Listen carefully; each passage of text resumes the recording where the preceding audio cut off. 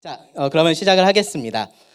에베소서 말씀은 사실은 익숙해요, 그렇죠? 그렇게 우리한테 낯선 그런 성경은 아닐 거예요. 근데 그래서 이제 그 많이 뭐 구원 받을 때 이 에베소서 말씀 읽고서 구원 받고 이제 그런 경우도 많고, 또 만찬 예배 시간이나 뭐 그럴 때도 보면은 에베소서 말씀 찾아서 이제 읽으시고 이제 그런 경우도 굉장히 많죠. 특별히 어디 많이 읽어요? 2장 그죠? 예, 2장 8절 뭐 그 말씀 거의 이제 너무 많이 들어서 외울 정도로 이제 그렇게 많이들 보는 그런 말씀이기도 합니다.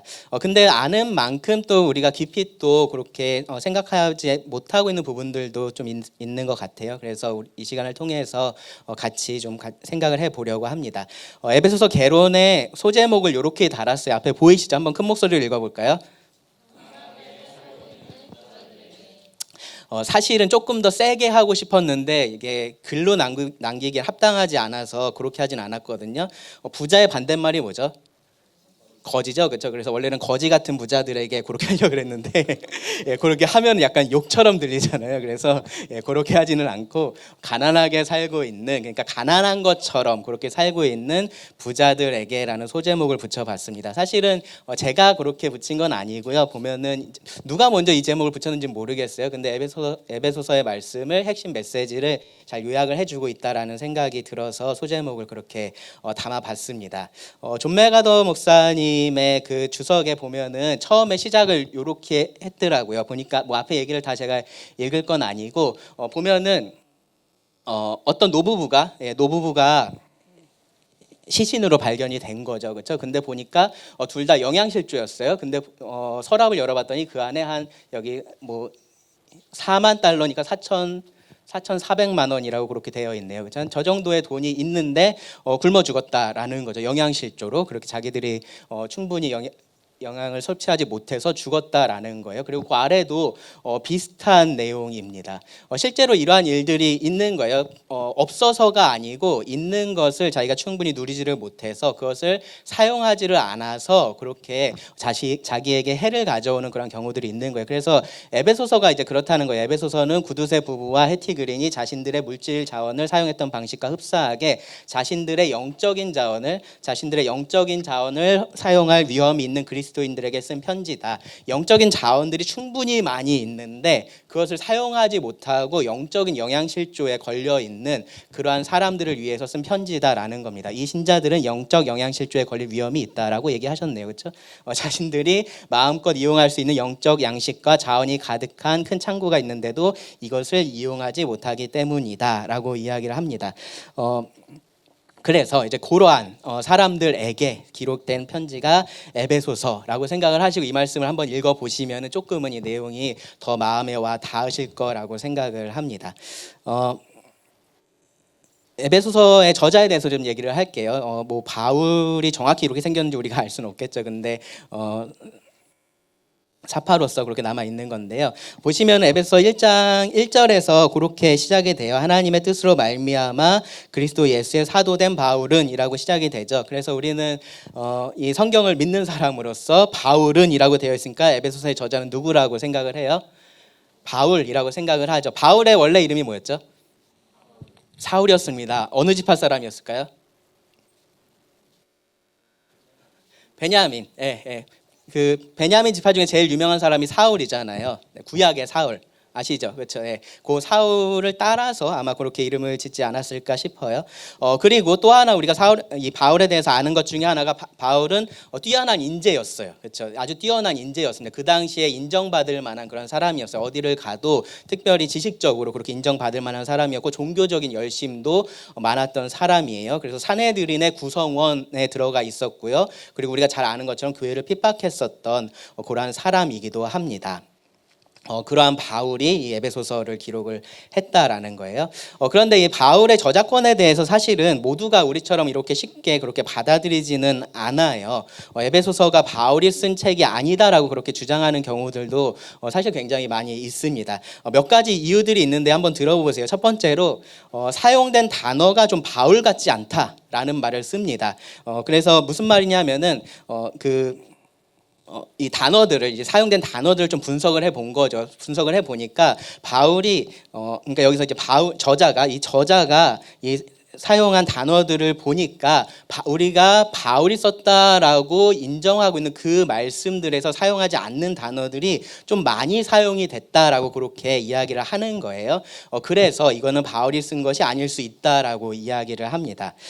또 하나는요, 어휘가 너무 바울 같다라는 이유로 이 편지가 바울이 쓴 것이 아니다라고 그렇게 이야기를 하기도 해요. 왜 그럴까요? 왜 너무 바울 같은데 바울이 쓴 게 아니라고 주장을 할까요? 왜일 것 같으세요? 네?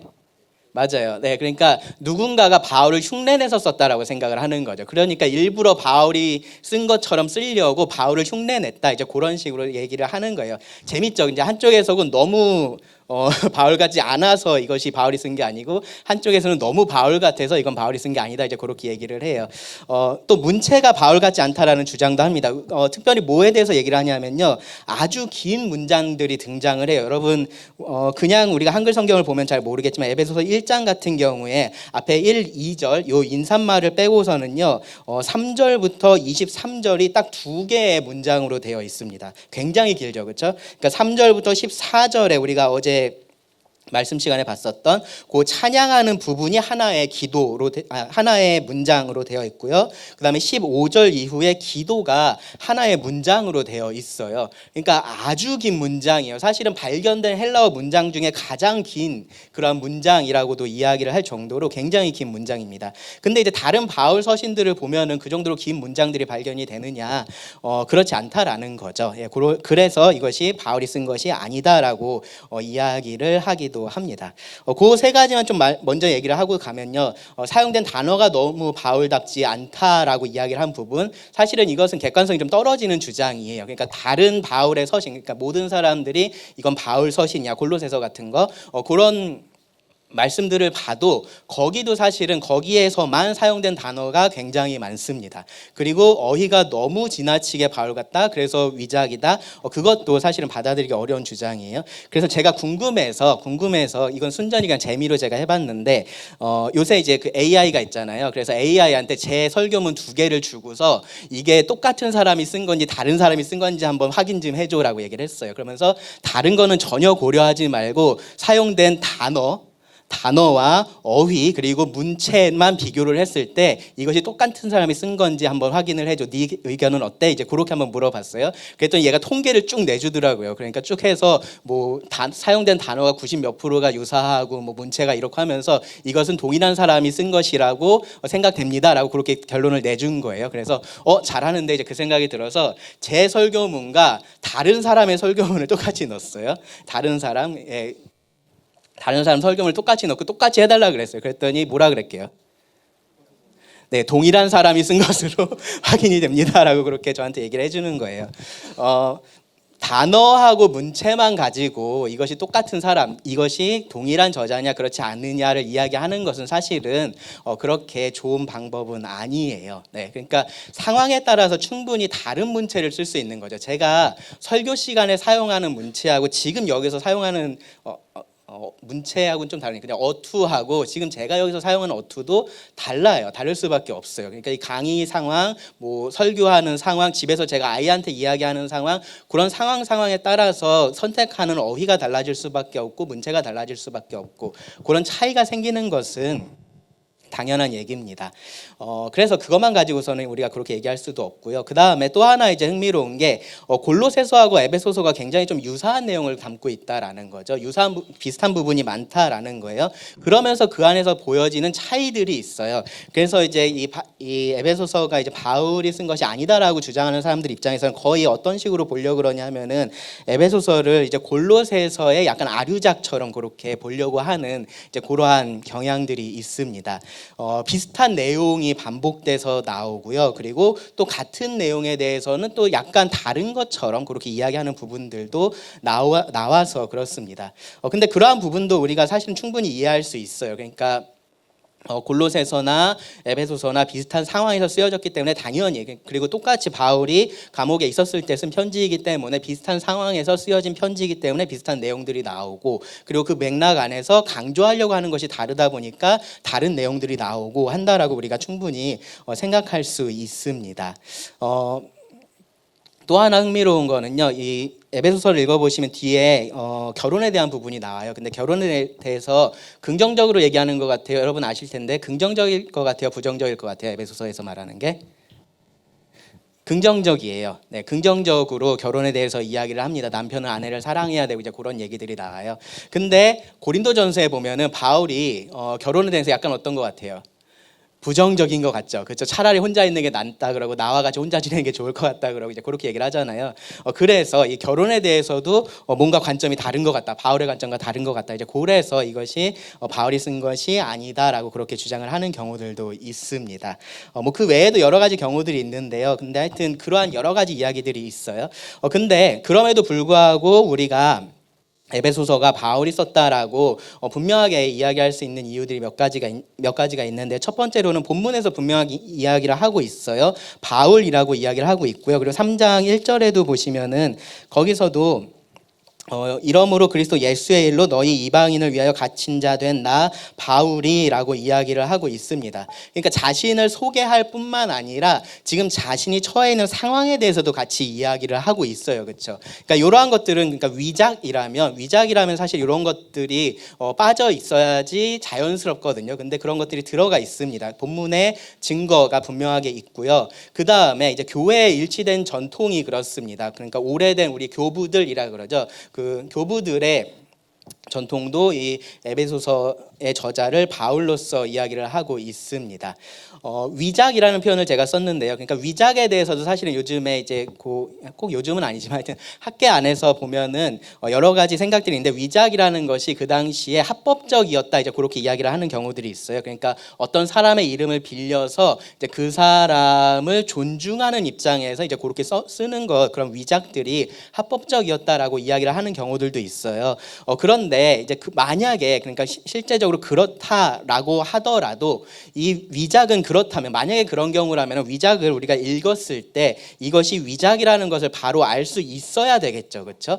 이것이 만약에 진짜 그 사람이 쓴 건지 아닌 건지 헷갈리게 만들면 그럼 이 사람을 존중해 주는 것들이 되지가 않잖아요. 그렇죠? 쉽게 말하면 요즘에 뭐하고 똑같은 얘기가 되냐면은 저작권하고 똑같은 얘기가 돼요. 그렇죠? 그 영화 같은 데 보면은 뭐 어떤 자기가 존경하는 감독이 있어서 그 감독의 영화에 나왔던 뭐를 이렇게 거기 삽입하고 그런 것들 있잖아요. 뭐라 그러죠?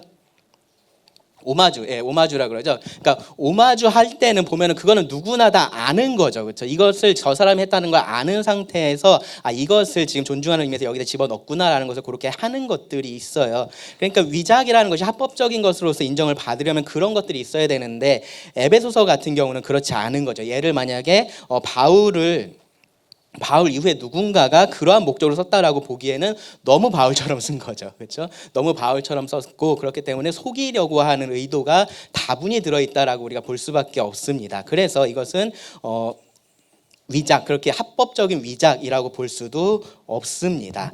이 에베소서가 만약에 그렇다면 이것은 속이는 편지가 될 거예요. 그래서 우리는 에베소서의 저자를 바울이라고 봐야 합니다. 바울이 분명히 우리가 잘 알고 있는 그 사도 바울이 원래는 사울이었고, 그리고 사도행전에 나와서 그 예수님을 만나서 구원을 받고 각 지역을 다니면서 복음을 전했었던 그 바울이 이 편지를 썼다라고 보는 것이 맞습니다. 이 바울, 아마 여기도 이제 그 형제님들 같은 경우에 특별히 더 설교 준비하거나 하면서 이제 여러 가지 책들을 좀 참고해서 보시고 그렇게 하실 텐데, 근데 여러분들이 보시는 책 중에서 아마 어떤 책들은 이런 내용들에 대해서 약간은 유보적인 태도를 취하거나 혹은 아예 이것은 바울이 쓴 것이 아니다라고 그렇게 이야기를 하고서 가는 경우들도 있을 거예요. 그래서 그런 책들을 보시면 여러분 좀 조심하셔서 그렇게 보실 필요가 있습니다. 그러니까 이게 단순히 학문적으로 연구를 해보니까 이거 바울이 쓴 게 아닌 것 같은데 라는 이유로서 이런 이야기들을 하는 경우가 아니고요. 대부분은 이 책이 바울이 쓴 것이 아니다라는 얘기를 하고 싶어서 그런 근거들을 찾아서 이야기를 하는 경우들이 많아요. 네. 왜 바울이 쓴 거라고 얘기를 하고 싶지 않을까요? 이 안에 있는 내용들을 부정하고 싶어서 그런 겁니다. 이 안에 들어있는 내용들이 오늘날 우리에게 뭔가 맞지가 않다거나 우리가 받아들이고 싶지 않다거나 그러한 내용들이 있기 때문에 이건 바울이 쓴 게 아니야 라고 그렇게 이야기를 하고 싶은 거예요. 이것이 하나님의 감동하심으로 된 성경이 아니야 라고 그렇게 이야기를 하고 싶은 겁니다. 그래서 여러분들 그러한 것들을 보실 때 약간은 유의해서 그렇게 보셔야 됩니다. 자, 다음으로 넘어가 볼게요. 이제 독자와 배경에 대해서 좀 같이 생각을 해 볼 텐데요. 독자는 이렇게 되어 있습니다. 에베소에 있는 성도들과 그리스도 예수 안에 있는 신실한 자들에게 편지하노니. 에베소에 있는 성도들이라고 되어 있기 때문에 우리가 에베소서라고 그렇게 볼 수 있어요. 근데 요 부분에 대해서도 이제 그 저자에 대해서 공격이 있는 것처럼 독자에 대해서도 똑같이 그렇게 공격이 있어요. 근데 이 부분에 대해서 우리가 조금 생각해 볼 필요가 있는데 뭐냐면 여기 에베소에 있는이란 표현이 있잖아요. 그렇죠? 요 에베소에 있는 이 표현이 아주 우리가 가장 신뢰할 만한 고대 사본에는 요 부분이 빠져 있어요. 그러니까 바울이 성도들에게 그리고 신실한 자들에게 편지하노니라고 그렇게 되어 있습니다. 그러니까 가장 우리가 믿을 만한 그런 성경 사본에 이런 부분들이 빠져 있는 거죠. 그러니까 만약에 원문에 그것이 있었으면 그것을 뺄 이유가 사실 없잖아요. 그렇죠? 그러니까 없는 것을 더하는 것은 우리가 상대적으로 조금 더 쉬운데 있는 것을 빼는 것은 훨씬 더 어려운 일이거든요. 그러니까 이 성경을 옮겨 적을 때 그래서 이 많은 학자들이 이 에베소에 있는이라는 이 표현이 원문에는 없었다라고 그렇게 보는 경우들이 많이 있습니다. 그리고 이제 또 하나 어떤 부분들이 있냐면요. 1장 15절 말씀을 보시면 바울이 이렇게 얘기를 해요. 이로 말미암아 주 예수 안에서 너희 믿음과 모든 성도들을 향한 사랑을 나도 듣고라고 그렇게 이야기를 하고 있습니다. 이 비슷한 표현이 로마서에도 나오거든요. 그러니까 들은 거죠. 그것에 대해서 자기가 보고서 안 게 아니라 누군가에게서 전해 들었다라는 표현을 쓰고 있잖아요. 근데 우리가 아는 것처럼 제가 바로 뒤에서 얘기하겠지만 사실은 바울은 에베소에 가본 적이 있어요, 없어요? 있습니다. 네.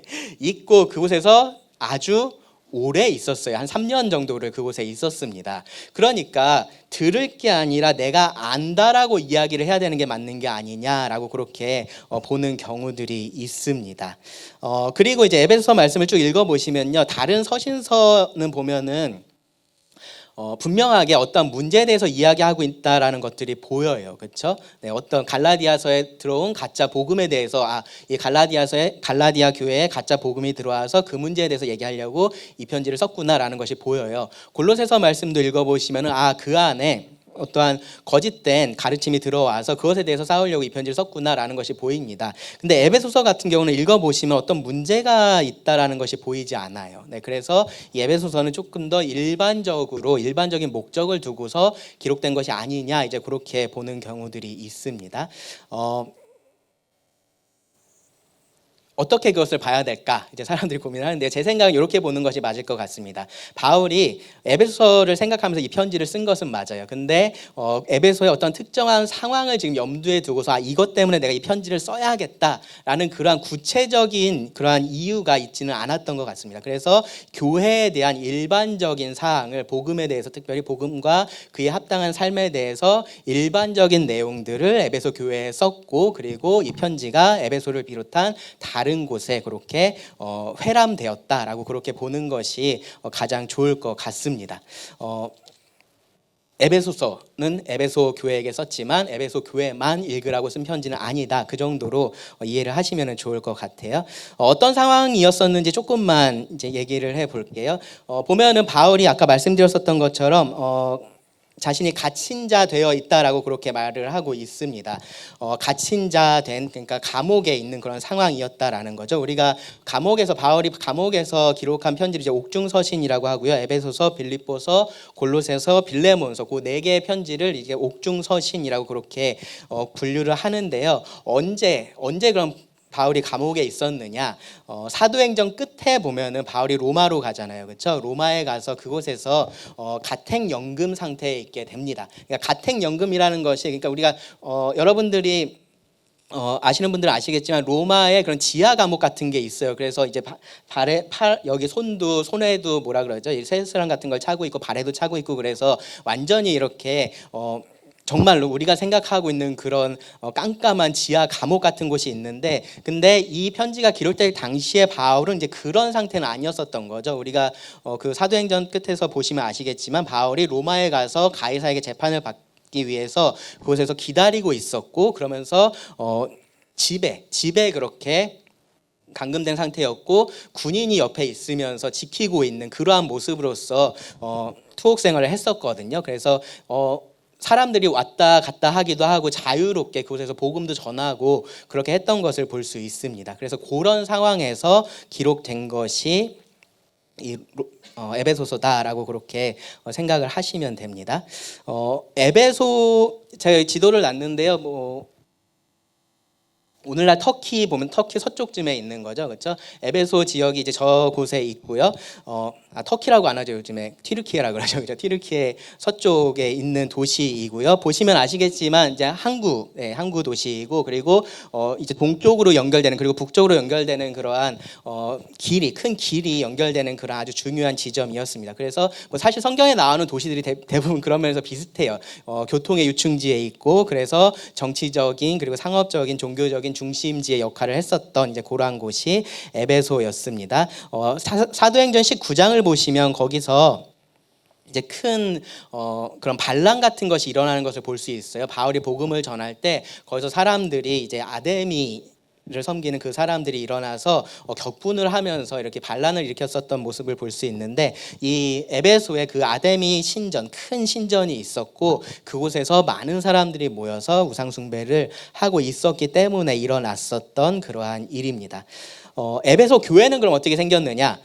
바울이 처음에 이제 그 에베소에 방문을 했었던 것은 2차 전도 여행 때였어요. 그러니까 바울의 1차 때는 바나바와 함께 전도여행을 갔었고요. 2차 때는 이제 바나바가 갈라져서 따로 길을 가잖아요. 그렇죠? 그때 다 돌고 나서 돌아오는 길에 이제 에베소에 잠깐 들르거든요. 그러면서 바울이 나중에 내가 하나님의 뜻이면 이곳에 다시 오겠다, 이제 그렇게 말을 남기고서 돌아가요. 그리고 나서 3차 전도여행 때 에베소에 가게 됩니다. 그러니까 실제로 그것이 하나님의 뜻이었고 그곳에서 이제 바울이 가서 교회를 시작하게 된 거죠. 3년 정도를 그 에베소에 있게 됩니다. 처음에는 유대인들 대상으로 복음을 전했는데 유대인들이 거부를 하죠. 그러니까 이제 그 다른 강의장 같은 것을 빌려서 거기서 복음을 전하고요. 2년 동안에 많은 유대인들 그리고 헬라인들이 믿음을 갖게 됩니다. 그러면서 그 사도행전 19장 뒷부 그 20절쯤에 보면은 하나님의 말씀이 이와 같이 계속해서 흥왕하여 세력을 얻었더라라고 그렇게 말씀을 합니다. 계속해서 교회가 부흥해 갔었던 거죠. 근데 그런 중에 아까 말씀드렸던 폭동이 일어나게 되는 거예요. 막 그때 마술사들이 자기 차 다 불태우고 막 그러면서 이제 그 우상 숭배하는 것으로서 먹고 살던 사람들이 얘 때문에 우리 큰일 나겠다, 이제 그런 생각이 들었었던 거죠. 그래서 이제 사람들을 선동을 해가지고 폭동을 일으키게 되고요. 그러면서 바울이 에베소를 떠나게 됩니다. 그러고 나서는요, 보면은 그 이후에 이제 그 아볼로 아시죠? 브리스길라와 아굴라에게 그 가르침을 받았었던 그 아볼로가 아마 이 에베소에서 가르치는 일을 했었던 것 같고요. 이후에는 바울이 보면은 떠나면서 그 에베소 장로들을 불러서 그 장로들에게 맡기는 것을 볼 수 있습니다. 그 이후에 디모데도 아마 그곳에서 사역을 했었을 거고요. 그리고 사도 요한도 마지막에는 이 에베소에 있었다라고 그렇게 전통에서는 이야기를 합니다. 이 에베소서가 기록될 당시쯤에는 에베소 교회의 구성원들이 아마도 대부분이 이방인이었다라고 우리가 생각을 할 수 있어요. 보시면은 2장에서 나오는 내용들, 2장에서 나오는 내용들을 보면은 바울이 이들을 이방인으로서 이야기를 하고 유대인하고 조금 구별해서 그렇게 이야기하는 것을 볼 수 있습니다. 말씀드렸었던 것처럼 이 에베소서가 기록된 그런 특별한 교회에 문제가 있지는 않았었던 것 같아요. 이 내용들을 읽어봐도 우리가 그런 것들을 생각을 해볼 수 있습니다. 전체적으로 교회에 대해서 그리고 성도의 삶에 대해서 가르치고 있는 그러한 책입니다. 크게 이제 주제를 좀 생각을 해 보겠는데요. 네 가지를 좀 나눠봤습니다. 하나님과 교회 그리고 정체성, 구원, 이렇게 네 개의 키워드로 좀 생각을 해 보겠습니다. 그 이제 넘어가서 보시면 강의 노트에 있으니까요. 그거 따라오시면서 보시면 될 거예요. 먼저 하나님에 대해서 생각을 해볼 텐데요. 삼위일체 하나님이 종종 함께 언급이 됩니다. 그러니까 성경에 삼위일체라는 표현이 나오진 않잖아요. 그렇죠? 삼위일체라는 표현이 나오지는 않지만 성부 하나님, 성자 하나님, 성령 하나님이 함께 언급되는 장면들이 에베소서에 종종 나옵니다. 이 하나님께서 그렇게 함께 한 마음으로 일을 하시는 것을 우리가 볼 수 있는 그런 모습들인데요. 특별히 이제 구원에 있어서 우리가 어제 살펴봤었던 3절부터 14절의 말씀에 보면은 이 구원에 있어서 하나님께서 하시는 일에 대해서 이야기를 하고 있습니다. 보시면요, 성부 하나님께서 예정하시고, 그러니까 계획을 하시는 거죠. 계획을 하셨고요. 그리고 성자 하나님께서 그 계획된 것을 시행하는 일을 하세요. 실제적으로 그 계획대로 일을 하신 거죠. 그리고 나서 성령 하나님께서 그것을 각 사람에게 적용하는 일을 하신다라고 그렇게 우리가 볼 수 있습니다.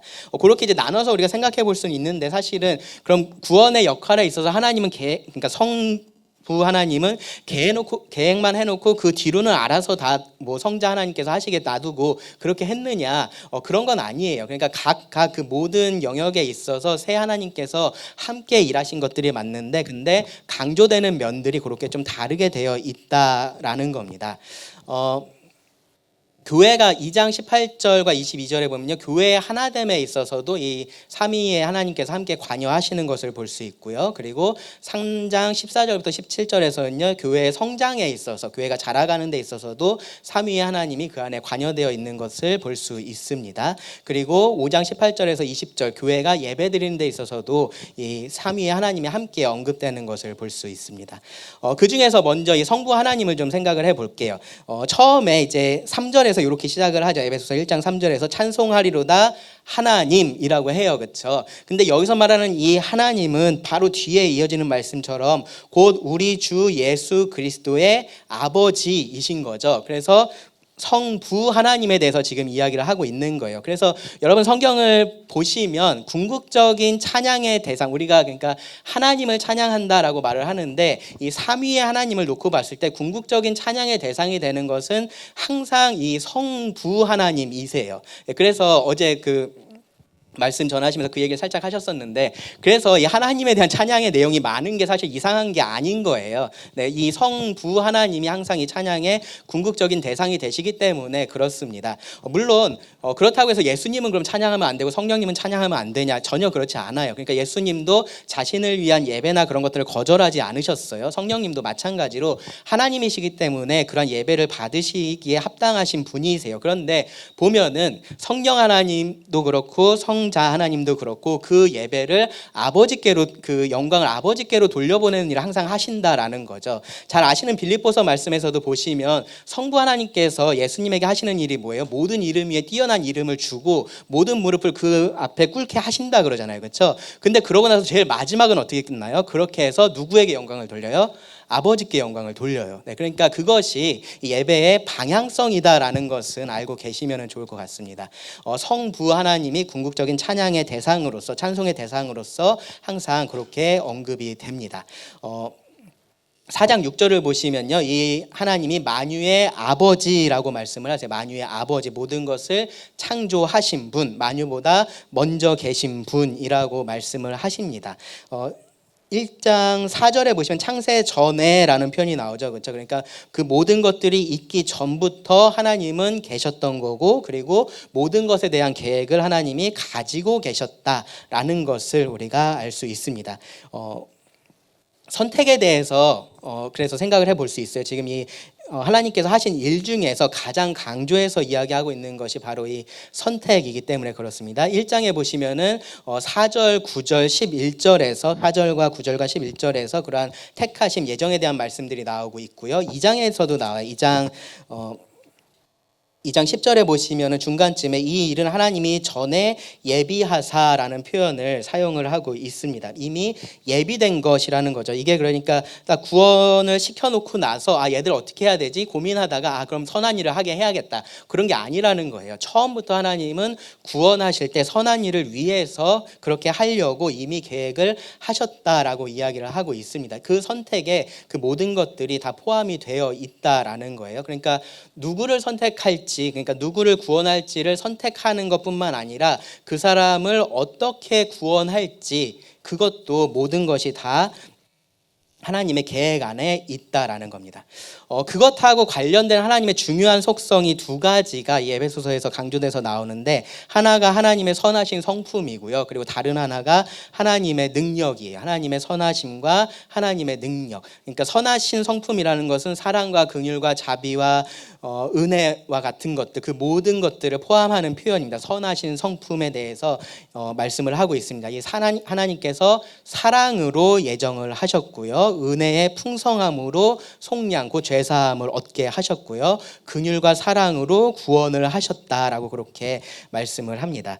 하나님께서 이 그러니까 죄라는 것이, 여러분들 아시겠지만 죄라는 것이 단순히 나쁜 일이 아니잖아요. 그렇죠? 죄라는 것은 결국은 하나님을 반역한 거예요. 하나님의 선하신 뜻을 떠나서 그 하나님을 의심하고 그 하나님을 반역한 것이 죄인데, 그 죄로 반역한 하나님이라 그러네. 죄로 반역한 인간을 하나님이 구원하신 이유가 어디에 있느냐라고 물어보면 사실은 그 이유는 바로 요거밖에 찾을 수가 없어요. 하나님의 선하신 성품, 하나님의 사랑, 긍휼, 자비, 은혜. 여기 밖에서는 우리가 그러한 이유들을 찾아볼 수가 없습니다. 하나님께서는 사랑하기로 결정하시고 그 성품대로 사랑하신 거예요.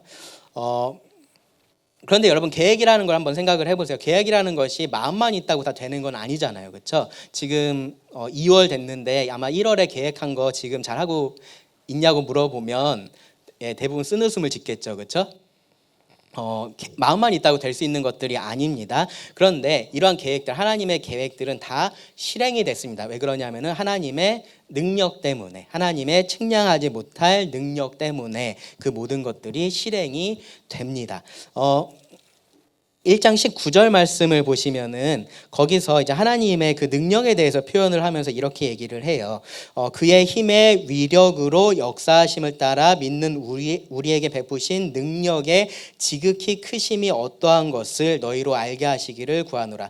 여기 보시면요, 이 능력, 힘하고 관련된 표현들을 죄다 가져와서 사용을 했어요. 힘이라는 것도 힘을 의미하고요, 위력이라는 것도 힘을 의미하고요, 역사라는 것도 힘을 의미를 해요. 능력도 힘을 의미하죠. 그렇죠? 그러니까 바울은 이 하나님의 능력이 정말로 얼마나 큰지를 이야기를 하려고 그것하고 관련된 단어들을 다 가지고 와서 지금 묘사를 하고 있는 겁니다. 그리고요, 그 이어지는 말씀을 보면요, 1장 20절을 보시면 그래서 그 능력이 그래서 어떤 일을 했는지도 강조를 하죠. 예수 그리스도를 부활하게 하는 능력이고요. 그리고 그 능력이 예수 그리스도를 만물의 머리가 되게 하는 그러한 능력이다라고 이야기를 하고 있습니다. 그래서 이 두 가지, 하나님의 선하신 성품과 하나님의 측량하지 못할 이 능력이 하나님의 선택을, 그 하나님께서 그 창세 전에 선택하신 그 모든 것들을 현실이 되게 만든다라는 거예요. 흥미로운 건 뭐냐면요, 에베소서에 보시면은 바울의 기도가 두 개가 나와요. 우리가 아마 오늘 저녁에 3장에 나오는 기도를 살펴보게 될 거고, 말씀 시간에. 그리고 에베소서 1장에도 보시면은 이 기도의 내용이 나와요. 근데 이 기도의 내용들을 보시면요, 그 두 개가, 하나는 하나님의 사랑을 강조를 하고 있고요, 하나는 하나님의 능력을 강조를 하고 있습니다. 앞에 나오는 기도가 하나님의 능력을 강조하고 있고, 뒤에 나오는 기도는 하나님의 사랑을 강조를 하고 있습니다. 그것이 하나님께서 가지고 계시는 성품이고, 그것을 통해서 하나님의 선택이 우리의 구원으로 그렇게 이어진 거잖아요. 그리고 그것을 우리가 계속해서 알고 기억하고 하는 것들이 그만큼 중요하다라는 거예요. 그래야지 우리가 지금의 이 삶을 우리가 확신 가운데 살 수 있기 때문에 그렇습니다. 그리고 또 한 가지 좀 하나님하고 관련해서 우리가 좀 생각해 볼 수 있는 게 하나님의 임재에 대한 부분이에요. 임재에 대한 부분. 2장 19절부터 그 이후의 말씀들, 특별히 21절, 22절 말씀을 보시면 이렇게 말씀해요. 그의 안에서 건물마다 서로 연결하여 주 안에서 성전이 되어가고, 너희도 성령 안에서 하나님이 거하실 처소가 되기 위하여 그리스도 예수 안에서 함께 지어져 가느니라. 이제 교회에 대해서 이야기를 하고 있는 거죠. 교회가 하나님의 성전이 되고 하나님의 처소가 된다라고 말씀을 하고 있습니다. 하나님께서 만유 가운데 계시다라고 말씀을 했어요. 그러니까 하나님 어느 곳에나 하나님께서 만드신 이 피조물 어느 곳에나 하나님은 계시는데, 근데 특별히 교회 안에 거하신다라고 그렇게 얘기를 하는 거예요. 구약에 하나님은 어디에 계셨었나요? 구약에 하나님 안 계셨었나요? 네. 네, 구약의 하나님은 성소에 계셨잖아요. 그렇죠? 성소에, 그곳에 하나님께서 계셔서 이스라엘 백성 가운데 계셨었고, 성전에 계셨었고, 지성소에 계셨었고, 그곳에 하나님께서 어느 곳에 하나님께서 계시지만 그곳에 하나님의 특별한 임재를 나타내셨었던 것처럼 신약에 와서는 이 교회 가운데 하나님께서 그렇게 하신다라는 거예요. 그 말은 뭐냐면요, 구약에서 하나님께서 그 이스라엘 가운데 거하시면서 하셨던 일이 뭐냐면은 그들을 통해서 자신을 드러내시는 거였어요. 네, 그들을 통해서 너네만 특별한 백성들이고 다른 민족들은 여기 근처에도 오게 하지 마, 그렇게 했었던 것이 아니에요. 그곳에 하나님의 특별한 임재를 두시면서 하나님을 나타내시고 그 이스라엘 백성들 가운데 하나님의 사랑과 하나님의 능력을 드러내시면서 하나님은 어떻게 되기를 원하셨었냐면은 그 이스라엘을 다른 민족들이 보면서 똑같이 그렇게 하나님께 돌아와서 하나님을 예배하게 되기를 원하셨었던 거예요. 그렇다고 지금 신약의 교회하고 사실은 똑같은 원리가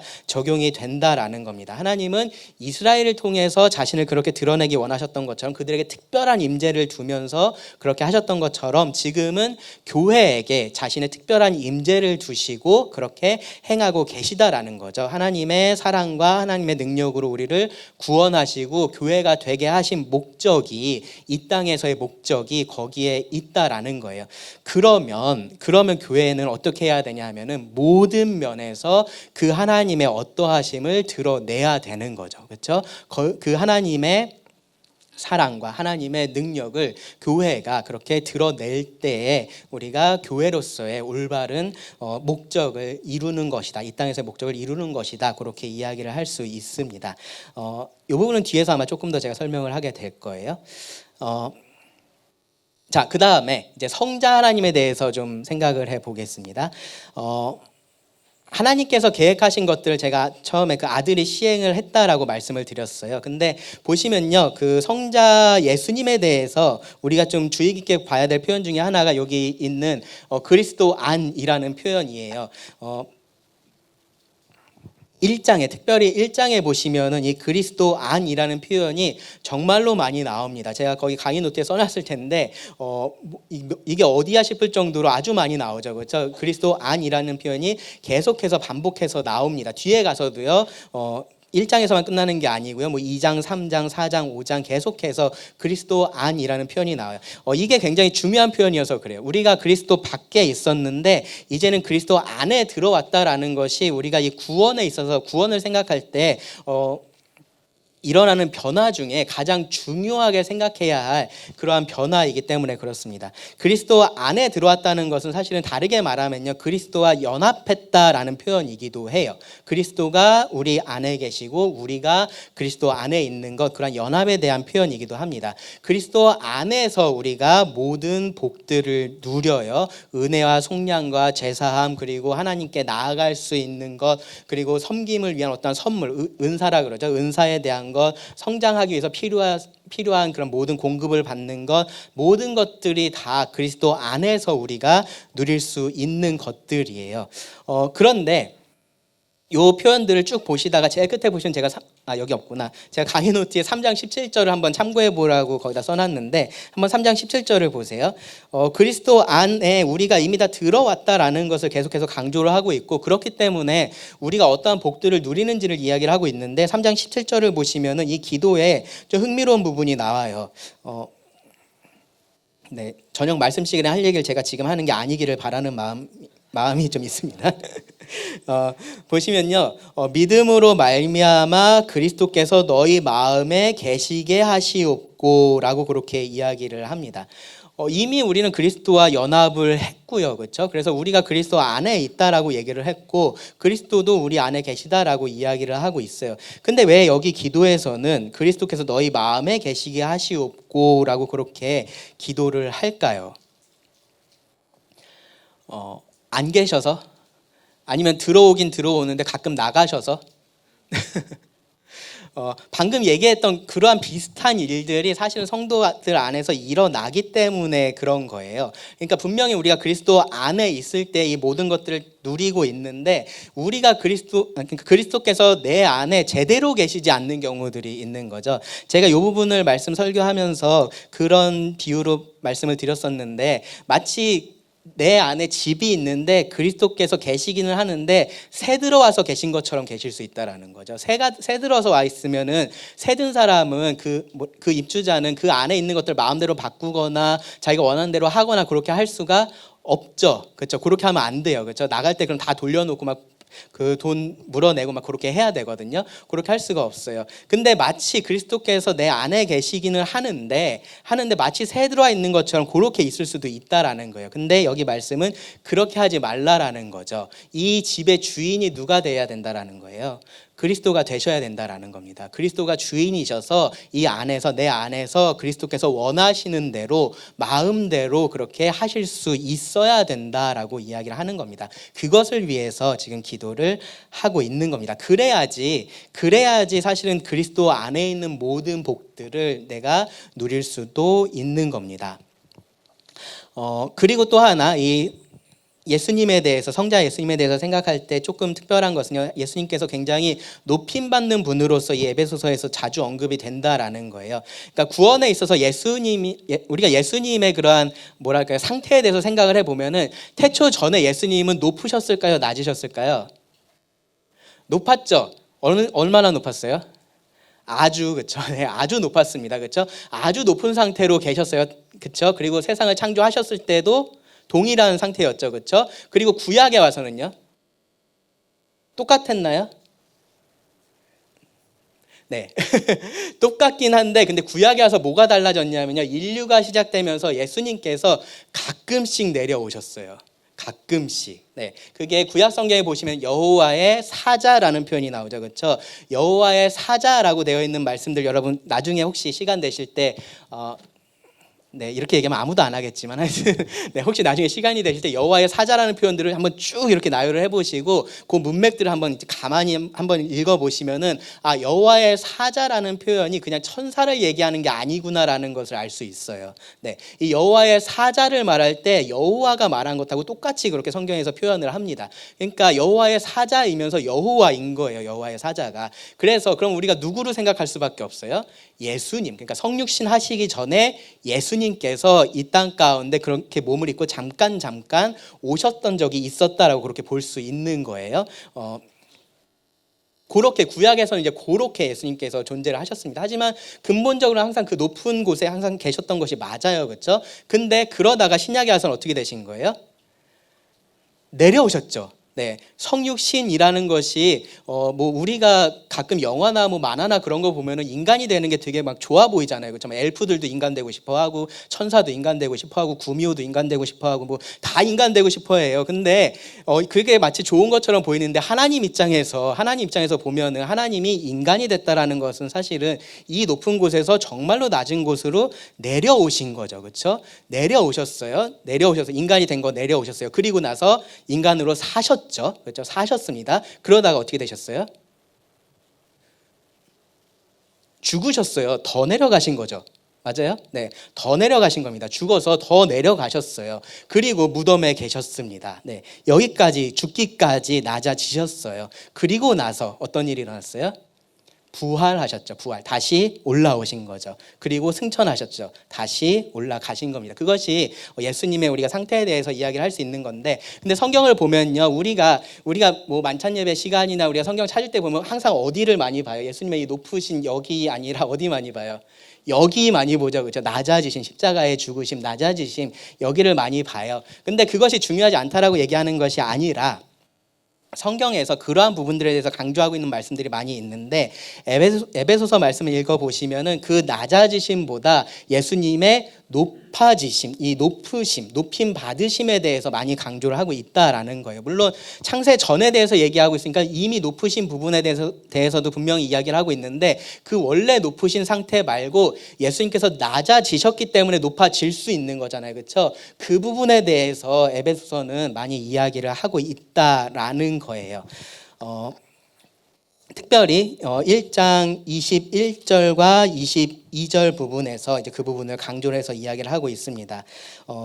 하나님께서 하신 일에 대해서 그의 능력이 그리스도 안에서 역사하사 죽은 자들 가운데서 다시 살리시고, 이것이 부활의 높아지심이죠. 그리고 하늘에서 자기의 오른편에 앉히사, 이것이 승천의 높아지심인 거예요. 앉히사 모든 통치와 권세와 능력과 주권과 이 세상뿐 아니라 오는 세상에 일컫는 모든 이름 위에 뛰어나게 하시고, 또 만물을 그의 발 아래 복종하게 하시고 그를 만물 위에 교회의 머리로 삼으셨느니라 라고 말씀을 합니다. 예수님의 높아지심에 대해서 강조를 해서 이야기를 하고 있는 겁니다. 물론 낮아지심의 일에 대해서도 얘기를 해요. 십자가에 대해서 얘기를 하고요. 예수님의 피가 어떠한 일들을 이뤘는지에 대해서도 얘기를 하는데, 그때도 보시면은요, 낮아지심을 강조하고 있다기보다는 그것이 어떤 일들을 이뤘는지, 어떠한 능력이 그 안에서 나타났는지, 그러한 부분들이 강조가 됩니다.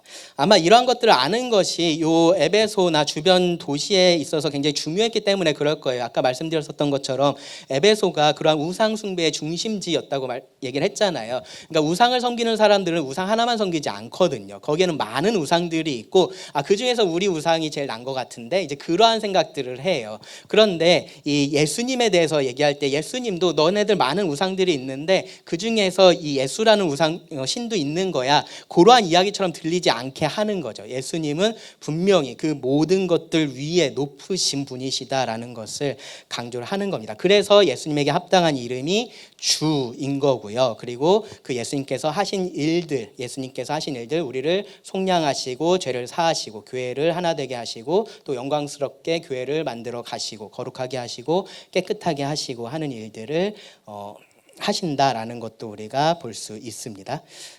네. 그 다음에 성령님에 대해서 조금 말씀을 드릴게요.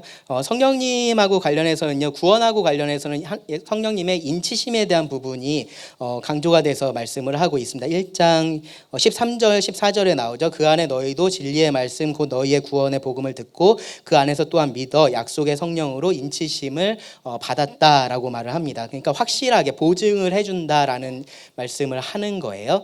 그리고 또 하나 이제 강조되는 것이 성령님의 능력이에요. 그러니까 성령님에 대해서 얘기할 때 우리가 항상 어떤 능력하고 연관지어서 생각할 수밖에 없는 것이, 성령님이 항상 이 능력하고 연관지어서 성경에서 나타나기 때문에 그래요. 그러니까 성령님은 인격체이시잖아요. 그렇죠? 인격이시지만 언제나 이러한 능력으로서 우리들에게 드러나십니다. 그래서 이 에베소서에서도 이러한 성령님의 능력에 대해서 강조를 하고 있고요. 아마도 뒤에 그 영적인 싸움에 대해서 나오는데 보면은 우리의 싸움에 대해서 뭐라고 강조를 하고 있냐면, 이 싸움의 대상이 누구라고 얘기를 해요.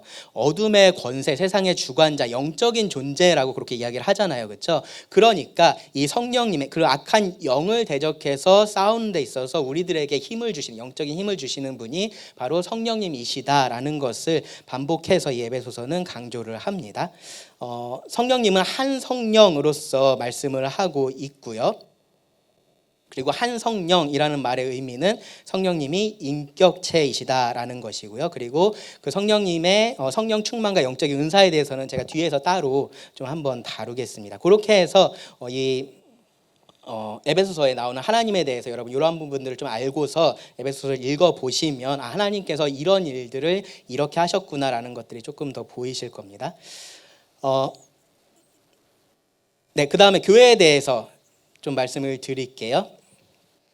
교회에 대해서 사실은 이 에베소서가 교회에 대해서 배울 때 제일 많이 그렇게 선택을 하는 서신서 중에 하나예요. 유평교에서도 그래서 아마 에베소서를 한번 쭉 그렇게 강해 설교를 했었던 적이 있었는데, 기본적으로 이 에베소서가 그러한, 물론 이제 구원에 있어서 강조하는 부분들이 있지만 교회론의 관점에서 이 구원에 대해서 우리들에게 잘 이야기를 해주고 있기 때문에 그렇습니다. 교회가 뭐고 그리고 그 교회 안에 신자들은 어떻게 기능을 하는지에 대해서 잘 해주고 있는 책이 에베소서입니다. 그래서 저는 그런 면에서 이 에베소서가 오늘날 정말로 필요한 책이다라는 생각을 항상 하거든요. 왜냐하면 점점점 이 신앙생활에 있어서도, 그러니까 교회에 대해서는 좀 실망을 점점 많이 하죠. 그죠? 교회에 대해서 사람들이 가지고 있었던 그런 기대나 그런 것들이 무너지는 것들이 많이 있어요. 그러면서 사람들이 점점 이 교회를 멀리하고, 신앙생활 그냥 혼자 해도 되는 거 아니야? 내가 그냥 성경 보고 말씀 듣고 뭐 잘 모르는 거 있으면 책 찾아보고 뭐 좋은 말씀하시는 목사님들이 있으니까 그 목사님들 말씀 그냥 듣고 그냥 그러면 되는 거 아니야라는 생각들을 우리가 할 수 있거든요. 그리고 그렇게 말하는 사람들하고 또 막 이렇게 얘기하면 얘기도 잘 통하고 막 그래요. 그래서 이 교회라는 것에 대해서 조금은 과거보다는 더 많이 어떤 면에서는 우리의 생각 자체가 좀 안 좋은 쪽으로 그렇게 달라져 있는 것이 오늘날 현실이에요. 그러면서 자연스럽게 또 그런 것까지는 아니더라도 또 요즘에는 혼자서 무언가를 하는 것을 굉장히 좋아하잖아요. 그러니까 뭐 집에서 같이 살아도, 부부가 같이 살아도 각자 밥을 같이 먹어도 각자 스마트폰을 보고 있다거나 그냥 자기 보고 싶은 거 따로 본다거나 막 그런 것들이 자연스러워지면서 이 교회라는 것이 굉장히 좀 부담스럽게 느껴지고, 이게 그런 것들이 분명히 있는 거죠. 그래서 이 교회에 대해서 사실은 에베소서를 통해서 우리가 좀 제대로 다시 한번 그렇게 정립을 할 필요도 있습니다. 근데 이 교회는 사실은 크게 두 개의 개념이 있어요. 여러분들 아시겠지만 지역 교회가 있고 우주적인 교회, 보편적인 교회가 있죠. 다르게 말하면은 눈에 보이는 교회가 있고 보이지 않는 교회가 있어요. 에베소서 말씀을 읽어보면은 여기서 말하고 있는 교회는, 교회라는 표현이 사용될 때, 여기서 교회라는 표현이 사용될 때 어떤 교회를 의미하냐 하면은 우주적인 교회를 의미를 합니다. 보편적인 교회를 의미를 해요. 그러니까 이 지역 교회보다는 그 모든 성도들의 모임인 그 우주적인 교회를 말을 하고 있다라는 거예요. 그러면은 이게 지금 우리 지역 교회하고는 상관없는 얘기가 되는 거 아니에요? 그렇게 생각하실 수 있는데 그렇진 않아요. 왜냐하면 이 지역 교회가 그 우주적인 교회에 포함되어 있어서 그 비슷한 원리들이 적용이 되기 때문에 그렇습니다. 근데 물론 이제 구분을 할 필요는 있어요. 그러니까 이 우주적인 교회에 적용되는 것이 모든 지역 교회에 그대로 다 적용되지는 않는 부분들이 있어요. 그러니까 적용이 되기는 해도 뭐 일부만 적용이 된다거나 뭐 그런 부분들이 있거든요. 뭐 예를 들면은 이 우주적인 교회는 그리스도께서 분명히 이 교회를 보호하실 거고 끝까지 지키실 거고 절대로 무너지지 않을 거예요. 근데 지역 교회는 무너질 수도 있잖아요. 네, 어떤 교회가 문 닫는 일들이 있잖아요, 실제로. 그렇죠? 그러니까 물론 그렇다고 해서 그럼 지역 교회는 그리스도께서 보호하지 않으시냐? 그건 아니에요. 그건 아닌데, 그런데 이 지역 교회는 이 안에서 어떠한 사람의 죄의 문제, 여러 가지 일들로 인해서 문을 닫거나 그런 일들도 가능하기는 하다라는 거예요. 그러니까 이 우주적인 교회에 적용되는 것이 지역 교회에 그대로 다 적용이 되지는 않아요. 근데 많은 경우는 우리가 비슷하게 볼 수가 있습니다. 그래서 이제 에베소서 말씀에서 보시면은 이제 그러한 것들 조금은 구분하면서 보시면은 좋을 것 같아요. 교회라는 표현이 나올 땐 제가 본 걸로는 정말로 다 우주적인 교회, 보편적인 교회를 의미를 하고요. 오히려 이 지역 교회에 대해서 이야기를 할 때는 성도라는 표현을 쓰거나 그리스도의 몸이라는 표현을 쓰거나 조금씩 다른 표현들을 사용을 해요. 그래서 그러한 것들을 여러분 구분하면서 보시면은 좋습니다. 이 교회에 대해서 사용한 표현들을 좀 볼게요. 성도라는 표현이 나오죠. 거룩한 자들, 구별된 자들이라는 그런 뜻이고요. 여기에는 특권과 책임이 함께 다 들어가 있습니다. 그러니까 저는 여러분 스스로 성도라고 이야기해 본 적 있어요? 성도라는 표현을 잘 안 쓰죠. 그렇죠? 우리는 그냥 형제 자매라는 표현을 좀 더 많이 쓰고 성도라는 표현은 그렇게 잘 안 써요. 저는 성도 염수민입니다. 그렇게 잘 얘기 안 하죠. 그렇죠? 염수민 형제입니다. 이제 그렇게 얘기를 하지. 근데 약간 부담스러운 게 있는 거죠. 성도라고 했을 때 뭔가 거룩한 그런 의미가 있으니까. 그런데 이 성도라는 표현을 쓸 때는요, 이것이 신분적으로 분명히 성도가 되었기 때문에, 거룩한 자들이 되었기 때문에 그렇게 하는 것이기도 하고요. 그리고 또 하나는 우리가 그렇게 해야 할 것에 대해서 이야기하기 위해서 이런 표현들이 사용이 된다라고 생각을 하시면 좋을 것 같습니다. 몸이라는 표현도 사용을 해요. 그리스도가 머리이시고 교회를 그리스도의 몸으로서 표현을 하고, 저는 이 몸의 비유를 굉장히 좋아합니다. 이것이 정말로 교회가 어떻게 어떻게 기능을 해야 하는지를 가장 잘 보여주는 그러한 표현이에요. 어떤 그냥 조직이 아니고요. 정말로 서로 연결되고 의존적인 그러한 유기체로서의 교회, 그리고 하나 되어야 하는 그러한 교회의 모습을 보여줍니다. 교회의 하나됨이라는 것이 몸의 하나됨하고 같아요. 그러니까 우리가 이제 하나됨을 이야기할 때 사실은 가장 쉬운 게 뭐냐면은 다 똑같이 만드는 거거든요. 그래서 오늘도 보시면은 이 위바티 비슷하게 입고 오셨잖아요, 그렇죠? 근데 그냥 학교에서 그렇고 그냥 똑같은 옷 입혀버리고 막 그러면은 사실은 이런 하나됨이라는 것이 조금 더 우리가 볼 때는 뭐랄까요, 이루기가 쉬운 목표처럼 그렇게 들려요. 획일화 시키는 거죠. 그래서 어떠한 좀 다른 생각이 있으면 그거 하지 마. 그리고 너 계속 그럴 거면 나가. 이제 그런 식으로 하기 시작하면은 그러면은 요 하나됨이라는 것을 조금 더 만들기 쉬운 것처럼 그렇게 느껴져요. 근데 성경이 말하고 있는 하나됨이라는 것은 몸의 하나됨인 거죠. 그렇죠? 제 몸이 지금 하나인데 그렇다고 해서 제 몸에 다 눈만 달려 있거나 그럼 좀 무섭겠죠. 그렇죠? 뭐 다 손만 달려 있거나 그러지 않잖아요. 각각이 다 다른 그러한 역할들을 하고 있는데 하나의 목적을 위해서 움직입니다. 그래서 그것이 몸의 하나됨이고요. 그리고 교회가 하나 된다라는 것은 그런 의미에서 하나가 되는 거예요. 우리는 사실은 기능이 다르면 그러면은 그 기능이 다르니까 그 안에서 뭔가 우열을 좀 생각을 해보고 싶어하는 게 항상 있어요, 보면은. 그래서 우리 몸에서 눈이 더 중요할까, 손이 중요할까, 막 그런 것들 아마 토론시키면 재밌을 거예요, 그렇죠? 심장이 중요한가, 뇌가 중요한가, 막 그런 거 놓고 토론시킬 수 있잖아요, 그렇죠? 그런 것들 우리는 좀 그렇게 생각을 하는데, 근데 성경적인 관점은 아닌 거예요. 성경은 뭐라고 얘기를 하냐면은 각각 다른 기능들을 가지고 있는 것이지 그 안에 우열의 문제가 있지 않다라고 이야기를 해요. 예. 교회는 그렇게 서로 다른 사람들이 어떠한 우열 관계도 없이 동등한 입장에서 각자의 역할들을 하는 겁니다. 그 역할이 다를 뿐이다라는 거죠. 대신에 하나의 목적을 가지고 그 동등한 그 몸 위에 있는 것은 하나밖에 없어요. 뭐만 있죠? 머리, 그렇죠? 머리 대신 그리스도만이 그 위에 계십니다. 흥미로운 것이 제가 아까도 이제 구약의 이스라엘과 신약의 교회에 대해서 잠깐 얘기를 했었는데 교회하고 이스라엘이 하나님의 백성이라는 그 카테고리 안에서 굉장히 유사한 면들이 많아요. 그래서 여러분들이 구약 성경에서 이스라엘에 대한 얘기들을 읽어보시면 교회하고 연관지어서 생각할 수 있는 것들이 굉장히 많거든요. 근데 이스라엘에 대해서 하나님이 나의 몸이라고 말씀하신 경우가 없어요. 그렇죠?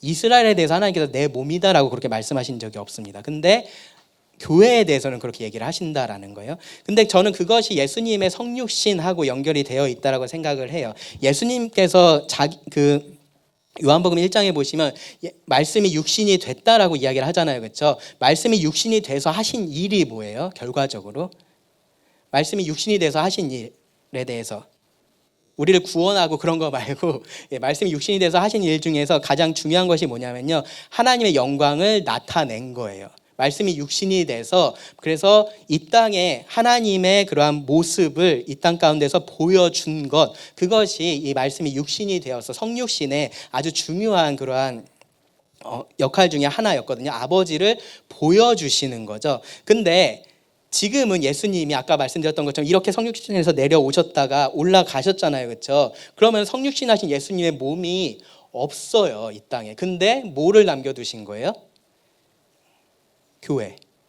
교회를 그리스도의 몸으로써 이 땅에 남겨두셨다라는 거죠. 그래서 예수님께서 성육신을 하셨을 때 하셨던 그 일을 사실은 지금 그리스도의 몸인 교회를 통해서 지금 이 땅에서 하고 계시다라는 겁니다. 그래서 교회가 그리스도의 몸으로써 우리가 그 에베소서 말씀에도 보면은 누구를 닮아가라라고 얘기를 해요.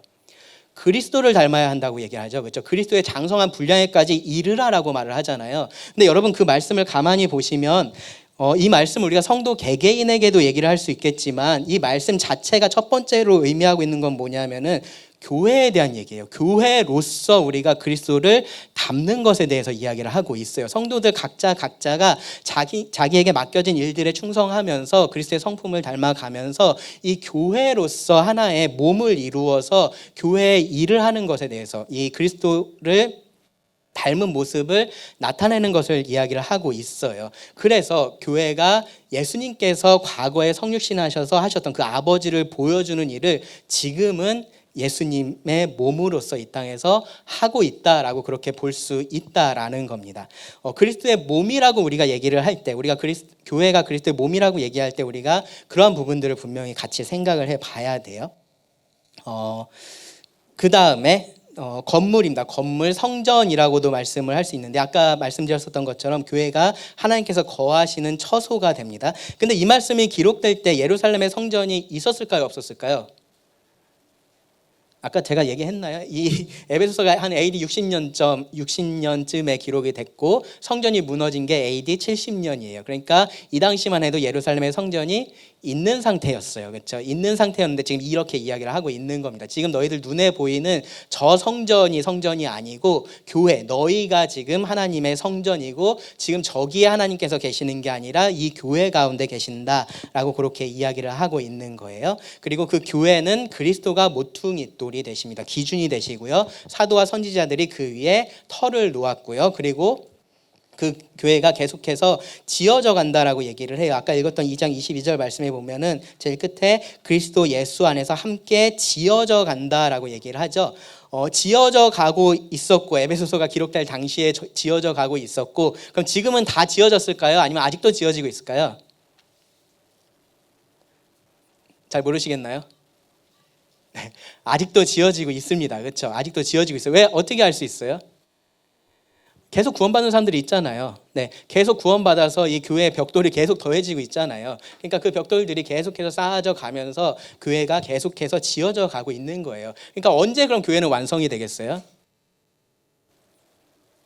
예수님께서 다시 오실 때, 신부를 부르실 때, 그때가 돼야 완성이 되는 겁니다. 그때까지는 계속해서 지어져 갑니다. 그때가 되면은 이제 이 교회라는 건물이 정말로 완벽하게 잘 연결된 모든 벽돌이 완벽하게 맞아 들어가는 그러한 건물이 될 겁니다. 2장 15절에 보시면요, 교회를 한 세 사람이라는 표현을 써요. 한 세 사람이다. 그래서 그 안에 어떠한 차별도 없고 교회가 연합할 것에 대해서 말을 할 때 그렇게 표현을 하고요. 그리고 교회를 가정으로서도 이야기를 해요. 한 아버지를 둔 자녀들, 예수님께서 유일한 독생자이시지만 이 교회를 하나님은 그 아들로서 입양을 하셔서 그 한 가족으로 만드십니다. 아들이라는 표현에 대해서 그 자매님들이 가끔씩 서운해하세요. 그래서 항상 아들 낳으면은 딸이라고 읽으시고 막 그런 분들 계세요. 근데 저 교회가 신부라고 할 때 서운해하지 않거든요. 나 신랑인데 왜 자꾸 신부라 그래? 그런 생각 안 하거든요. 네, 그러니까 여러분 그 자매님들 요 아들이라는 표현이 나오면은요 억울해하지 마시고요. 이게 무슨 말이냐면은 아들이라는 표현을 쓰는 거는 상속자라는 의미로 쓰는 거예요. 상속자다. 아들이 상속자였으니까요 그 당시에는. 그래서 상속자라고 읽으시면은 됩니다. 그러니까 굳이 딸이라고 바꿔서 읽으실 게 아니라 나도 상속자라고 이야기를 하고 있는 거구나 그렇게 생각을 하시면은 됩니다. 네, 바로 신부 나오네, 그렇죠? 신부, 교회의 이미지에서 강조되는 것이 사랑과 순결이고요. 그리스도는 교회를 사랑해서 희생하셨고 또 거룩하게 하십니다. 그 다음에 이제 정체성에 대한 부분인데요. 그러니까 우리가 구원받았다라는 것을 하나의 에피소드처럼 우리가 생각하는 경향이 있는데 이제 그러지 않는 거예요. 그러니까 에피소드라는 거는 그냥 한번 일어난 일이고 뭐 그것 때문에 나한테 무슨 크게 영향을 주거나 그런 것들이 아니잖아요, 그렇죠? 근데 구원받는 것은 그냥 그런 것들이 아니라 정말로 우리가 새로운 정체성, 완전히 그러니까 내가 새로운 사람이 되는 그러한 일인 거예요. 새로운 정체성을 가진다라고 그렇게 말을 할 수 있는데 뒤에 이제 여기 보여드리는 이게 뭐 제가 다 찾은 건 아닌 거고 강해로 푸는 에베소서라는 그 주석에서 그 사람이 찾아 놓은 건데 사실은 읽어보면서 여러분들도 한번 찾아보세요. 에베소서 말씀을 쭉 읽어보시면서 뭐가 달라졌다라고 얘기를 하는지 내가 구원받기 전과 구원받고 나서 어떤 면에서 새로운 그런 사람이 되었다라고 얘기를 하는지 그런 것들을 하나하나 그렇게 찾아보시면은 도움이 될 겁니다. 그러니까 그러한 모든 것들이 결국은 그러니까 나한테 그냥 어떤 일이 일어난 그런 걸로 끝나는 게 아니고 이 구원이라는 것이 내가 어떠한 사람이 된 것, 다른 사람이 된 것, 이제 그것을 강조를 한다라는 것을 이제 이러한 사건들이 이러한 이야기 표현들이 보여주는 거예요. 그래야지 우리가 이 하나님께서 계획하고 이루시는 이 구원에 대한 제대로 된 전체적인 그림을 알 수가 있어요. 그러니까 이 새로운 그런 것들 알 수가 있고요. 그리고 또 하나 좀 생각해야 될 게 이 새로운 정체성이라는 것이 구원받고 나서 뭐 하나하나 시간에 따라서 더해지는 게 아니라 구원받는 순간에 그런 것들이 다 이루어진다라는 것도 여러분 아셔야 돼요. 가끔씩 혹시 뭐 그러한 마음들 막 이런 얘기들을 하면은 좀 억울해하는 그리스도인이라고 말할 수 있는지 모르겠는데, 억울해하는 사람들이 있어요. 나는 구원받을 때 그냥 예수님 믿으면 지옥 안 가고 천국 간다는 것만 생각했는데 구원받고 나니까 뭐 이렇게 저렇게 하라는 게 맞냐 막 그런 생각 하실 수 있는데, 그게 아니고요. 이런 것들이 다 어제 그 말씀 전하신 분도 패키지라고 얘기했잖아요. 그렇죠? 구원의 패키지 안에 다 같이 들어 있는 건 거예요. 하나님께서 우리들에게 구원을 계획하시고 그것을 우리들에게 그리스도 안에서 선물로 주실 때에 모든 것들이, 이러한 새로운 정체성에 대한 모든 것들이 함께 있었다라는 겁니다. 그리고 그렇게 우리가 이제 새로운 사람이 됐기 때문에 그것이 이제 모든 곳에 영향을 줘요. 내가 뭐 영적인 전쟁에서, 다른 신자들과의 관계에서, 개인의 삶에서 모든 것들이 달라지는 겁니다. 영적인 전쟁 같은 것, 전에는 내가 어느 편에 있었어요? 어둠과 빛에 있었을 때 과거엔 내가 어디에 있었어요? 어둠의 편에 서 있었어요. 그런데 지금은 이제는 빛에 속한 사람이 된 거죠. 그렇죠? 그래서 거기서 싸워야 되는 겁니다. 내가 군인이 된 거예요. 네, 빛의 사자들이 돼서 이제는 싸우는 사람들이 된 겁니다. 이것을 그냥 내가 무시할 수 없다라는 거고요. 신자들과의 관계도 마찬가지예요. 어쩌면은 교회 안에서 어떤 사람들은, 여러분 그런 생각 하는지 모르겠는데 저 가끔씩 그런 생각해요. 내가 세상이었으면 저 사람 보지도 않았겠다. 네. 말도 안 섞었겠다. 막 그런 생각 가끔 할 때 있거든요. 네. 근데 그리스도 안에 들어왔으니까 그런 것에 대해서도 내가 이제 다르게 봐야 되는 거죠. 내가 세상의 사람이고 내가 혹시 직장에서 저 사람을 만났으면은 정말로 그냥 상관없는 사람처럼 그렇게 했을 텐데, 내가 주님 안에서 만났으니까 이 사람에 대해서 그렇게 할 수 없는 거예요. 뭐 원수였던 사람도 마찬가지인 거죠. 이제는 내가 새로운 정체성을 가지고 있기 때문에 그 정체성에 따라서 나도 올바르게 행동을 해야 되는 겁니다. 새로운 정체성이 아니면은 사실은 그렇게 노력하고 막 그렇게 할 필요도 없어요. 싫으면 안 보면 그만이고 그렇게 할 수 있는 거예요. 근데 그렇지 않으니까 우리가 그렇게 하지 않고 계속해서 힘들지만 노력을 하는 것들이 이 신자들과의 관계뿐만 아니라 이제 다른 모든 인간관계에 있어서 우리가 그런 노력들을 해야 하는 이유가, 이제는 내가 새로운 정체성을 그리스도 안에서 가지고 있기 때문인 거죠. 개인의 삶도 마찬가지예요. 뭐 누가 보든지 누가 보지 않든지 나는 이제는 다른 사람이 됐으니까 다른 선택을 하면서 그렇게 삽니다. 에베소서가 말하고 있는 것이, 아까 제가 처음에 가난하게 살고 있는 부자들에게 쓴 편지라고 얘기한 부분 중에서 중요한 부분이 사실 여기하고 관련이 되어 있어요. 그러니까 에베소서가 말하는 게 제발 좀 네가 누군지 알아라인 거예요. 막 이렇게 붙들고서 얘기하는 거예요. 당신이 누군지 좀 아셔야 됩니다. 그 얘기를 하고 있는 거예요. 치매라 그러죠. 그죠? 치매라는 것이 사실은 굉장히 무서운 병이라는 생각이 드는 게, 결국 그것은 그러니까 뭔가를 잃어가면서 그 사람은 자기가 누구인지를 잃어가는 것 같아요. 결과적으로 자기가 누구인지를 모르게 되는 거죠. 그러니까 그것이 무서워요. 그러니까 자기에게 합당하지 않은 일을 해. 과거 같았으면은 이 사람이 전에 같았으면 전혀 하지 않았을 그러한 일들을 이제는 해요. 이런 일들을 해요. 왜냐하면 자기가 누구인지를 잊어버렸으니까 그런 것들을 하는 거예요. 교회가, 우리가 사실은 구원받은 자로서 누구인지 제대로 알지 못하면 내가 마땅히 해야 할 일들을 내가 하지 않고요, 내가 하지 말아야 할 일들도 내가 하게 될 수 있는 거죠. 그러니까 계속해서 내가 누구인지를 계속해서 봐야 되는 겁니다. 에베소서가 그런 면에서 여러분들에게 분명한 도움을 줍니다. 마지막으로 구원에 대해서 가끔씩 저는 생각할 때 좀 이런 생각을 할 때가 있어요. 그러니까 여기 받은 구원하고 받을 구원이라고 얘기를 했는데, 받은 구원은 익숙하시죠? 그렇죠? 받은 구원, 우리 구원 받았잖아요. 그렇죠? 받을 구원은 뭘까요? 아직 구원 덜 받아서 좀 더 받아야 된다는 건가요? 그건 아니죠. 그렇죠? 미래에 그리스도께서 오실 때 우리가 변화되어서 온전하게 받을 그 구원에 대해서 얘기를 하는 거예요. 받은 구원은 과거의 얘기고 받을 구원은 미래의 얘기예요. 그럼 지금은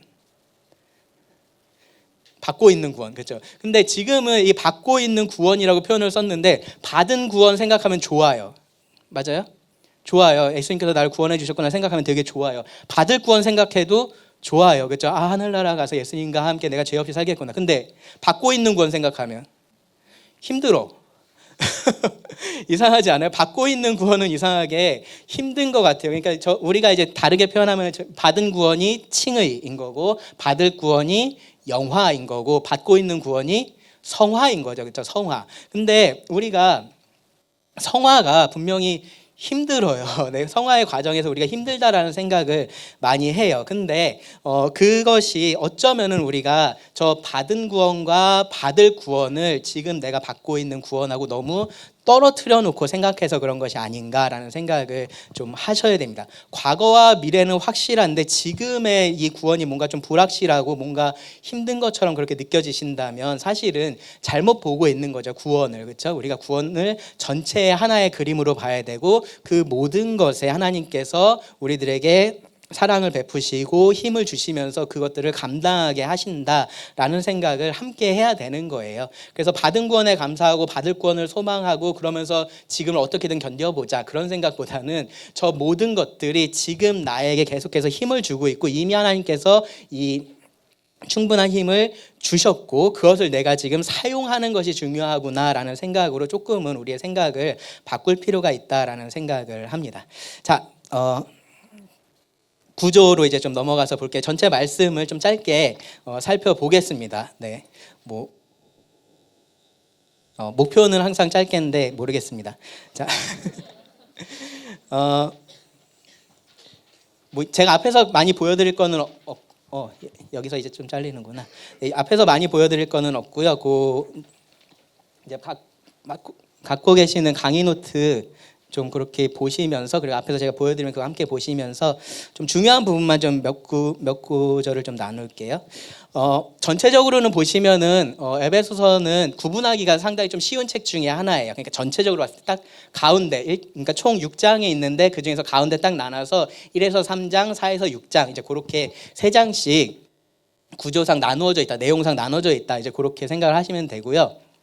앞에가 우리 그리스도인의 위치, 아까 얘기했었던 새로운 정체성이라고 얘기했던 그런 부분 있잖아요. 그러니까 우리가 지금은 어떤 사람들이 되었는지에 대해서 이야기를 하고 있고 그것이 복음의 이론적인 기초다라고 그렇게 이야기를 할 수 있어요. 그리고 그것이 실제 우리 삶에서 어떻게 드러나야 되느냐를 뒷부분 4장에서 6장에서 다룬다라고 그렇게 생각을 하시면 됩니다. 그리스도인의 삶에 대해서 그렇게 나누어서 이야기를 합니다.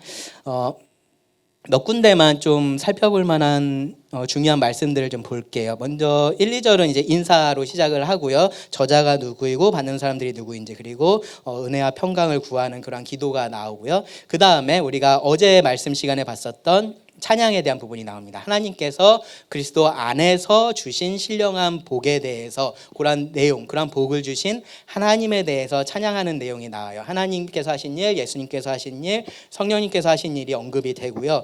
이 복에 대해서 좀 몇 가지 간단하게 정리를 해보자면은 예정하신 복이 있고요. 그 다음에 입양하신 복이 있어요. 입양하신 복. 그러니까 우리가 입양에 대해서 지금도 아마 그러니까 친자하고 입양된 자녀하고 조금 다르게 보는 그런 것들이 여전히 있을 수도 있는데, 근데 성경에서 말하는 입양은 그 당시에 이제 로마에서의 입양하고 동일한 그러한 관점에서 봐야 돼요. 친자하고 똑같은 권리를 가집니다. 오히려 사실은 어떤 일까지 있었냐 하면요, 자기가 낳은 자식이 내 마음에 안 드는 거야.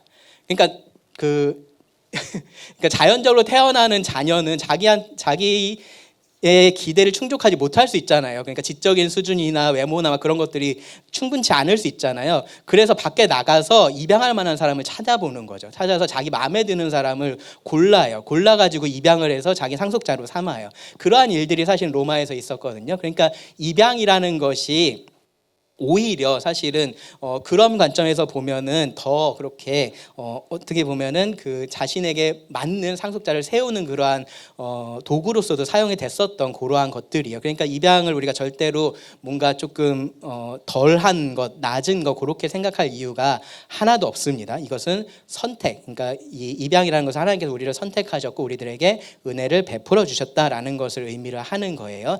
그러면서 보면은 우리가 예수님과 그래서 동일한 그런 권리들 을 함께 누린다는 표현이 계속해서 나와요. 그러니까 우리들끼리만 똑같이 하는 게 아니라 예수님께서 다스리실 때 우리도 함께 다스리고 예수님께서 상속자가 되실 때 우리도 함께 상속자가 되고 그렇게 말씀을 해요. 그러니까 그 동일한 권리를 우리들에게 주신다라는 거죠. 그 다음에 속량, 죄사함에 대한 복에 대해서 말씀을 하고 있고요. 몇 절이죠? 7절에서 말씀을 하고 있고요. 그리고 11절에 가서 보시면은 기업에 대해서 말씀을 합니다. 우리가 그러니까 우리가 기업이 되기도 하고 기업을 받기도 해요. 네, 그래서 그런 부분에 대해서 말씀을 하고 있고, 그리고 13절에서는 인치심에 대해서 이야기를 합니다. 이 구원의 우리가 확실성이라고도 이야기를 하고 구원의 영원성이라고도 이야기를 해요. 그렇다고 동시에 또 비슷한 것을 말하는 다른 표현이 뭐가 있냐면은 성도의 견인이라는 표현도 있어요. 혹시 들어보셨나요? 성도의 견인. 들어보셨어요? 네. 구원의 영원성하고는 어떻게 보면 같은 진리를 다른 측면에서 이야기하고 있는 거예요. 구원의 영원성이라는 것은 하나님께서 이 구원을 그렇게 영원히 지키실 것에 대해서 말씀을 하고 있는 거고, 성도의 견인이라는 것은 우리가 그것을 지켜갈 것에 대해서 말씀을 하고 있는 거예요. 근데 사실은 성도의 견인이라는 것도 하나님께서 우리들에게 그렇게 지키게 하신다라는 것이 우리가 말씀을 통해서 볼 수 있는 그러한 모습입니다. 그리고 이제 15절부터 23절에 가서는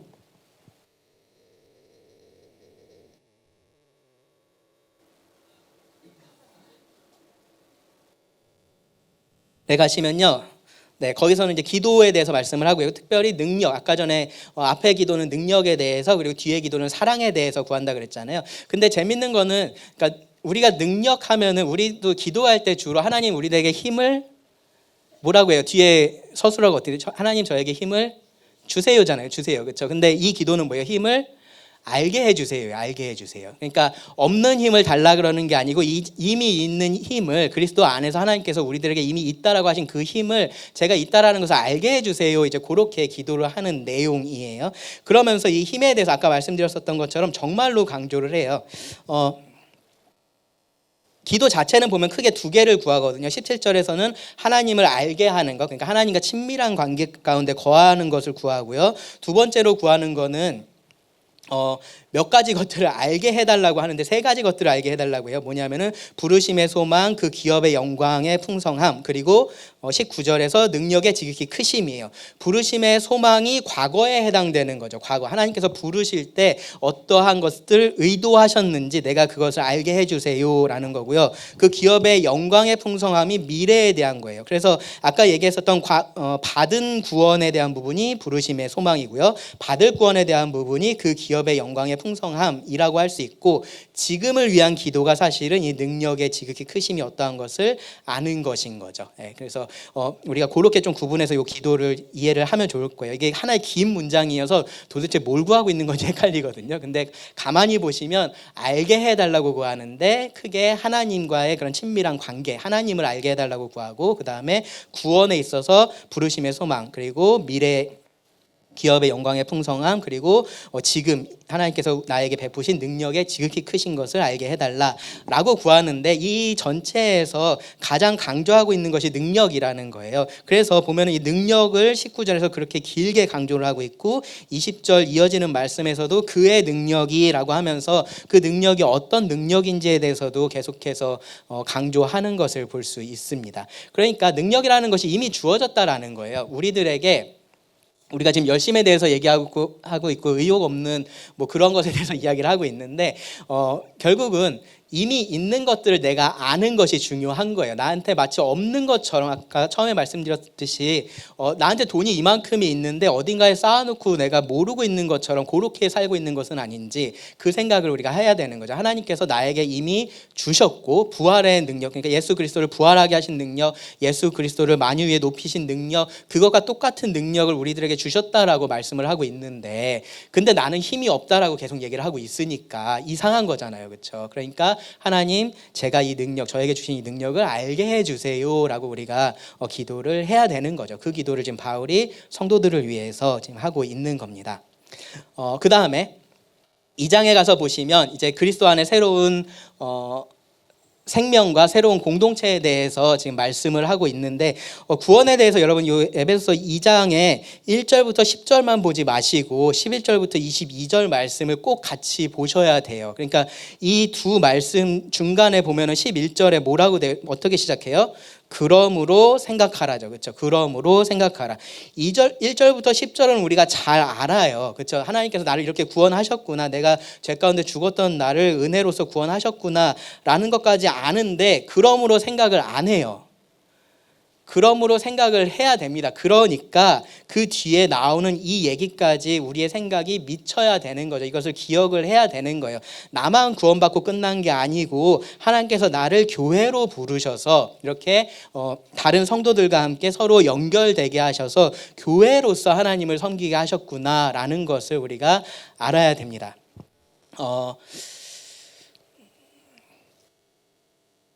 앞부분만 먼저 좀 보면요. 새로운 생명에 대해서 개인에게 일어난 일이고요. 그 방금 말씀드렸던 그러니까 요 앞부분과 뒷부분 새로운 생명과 공동체 이것을 우리가 뭐 도표화한다면은 이 새로운 생명이라는 것은 수직적인 관계에서 지금 하고 있는 얘기인 거예요. 하나님과 나 사이에서 하고 있는 얘기인 거고요. 새로운 공동체라는 것은 수평적인 관계에서 하고 있는 얘기인 거죠. 나와 다른 구원받은 성도 사이의 이야기를 지금 하고 있는 겁니다.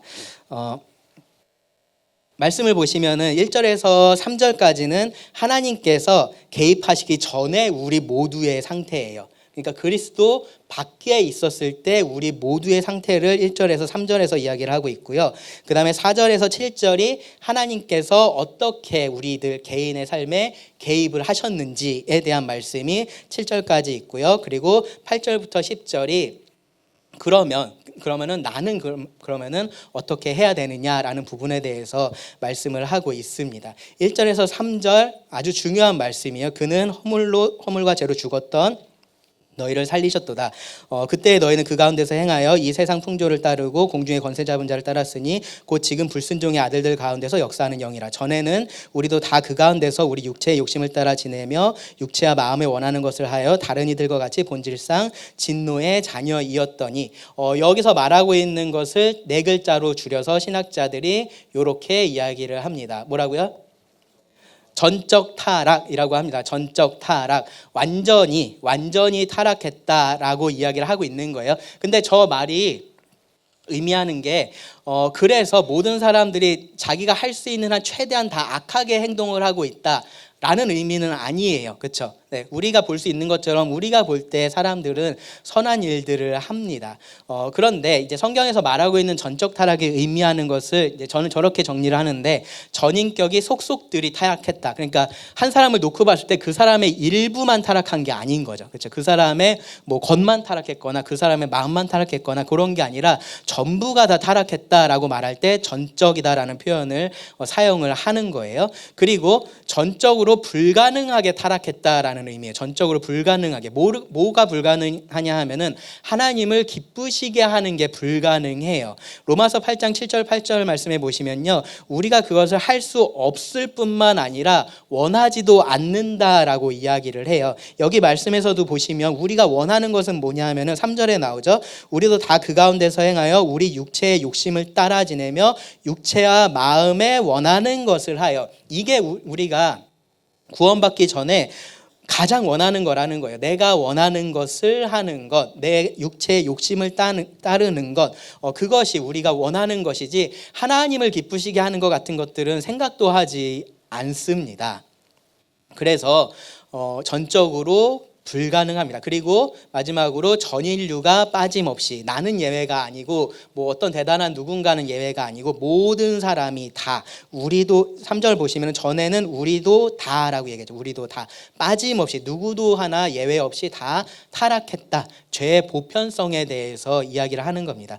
여러분 원죄라는 말 들어보셨죠? 원죄라는 표현 쓰잖아요. 그렇죠? 그러니까 아담의 죄에 대해서 우리가 원죄라는 표현을 쓰는데 원죄가 의미하는 것은 그냥 첫 번째 죄가 아니고요. 죄의 보편성이에요. 네. 그때 죄가 시작됐고 모든 사람이 다 죄인이 되었다라는 것을 말해주는 것이 원죄입니다. 그래서 로마서 3장 23절 모든 사람이 죄를 범하였음에 하나님의 영광에 이르지 못한다라고 얘기를 해요. 이것이 무엇을 의미하느냐? 1절이에요. 에베소서 2장 1절. 그는 허물과 죄로 어떻다고요? 우리가 죽었다라는 거예요. 죽었다. 죽은 사람은 뭐를 할 수 있습니까? 아무것도 못합니다. 이 얘기를 제가 누군가에게서 들었는데 어떤 목사님이 정말로 모르겠어요. 저 같으면 진짜 못할 것 같은데 어떤 목사님이 자기 정말로 한번 이거 해보고 싶었다 그러면서 일부러 해봤다 그러더라고요. 뭐냐면은 장례식장에서 실제로 그 시체를 묻은 거죠. 죽은 사람을 묻고서 관을 닫기 전에 이 사람들한테 얘기를 했대요. 제가 이거를 꼭 한번 얘기를 하고 설교 시간에 예화로 쓸 겁니다라고 얘기를 하면서 한 거예요. 하면서 이 사람의 이름을 부른 거예요. 누구야? 라고 부른 거죠. 시체가 어떻게 했을까요? 아무것도 안 했습니다. 네, 그러면서 그분이 보시라고 이것이 죽은 사람의 모습이다라고 그렇게 얘기를 했다라고 얘기를 해요.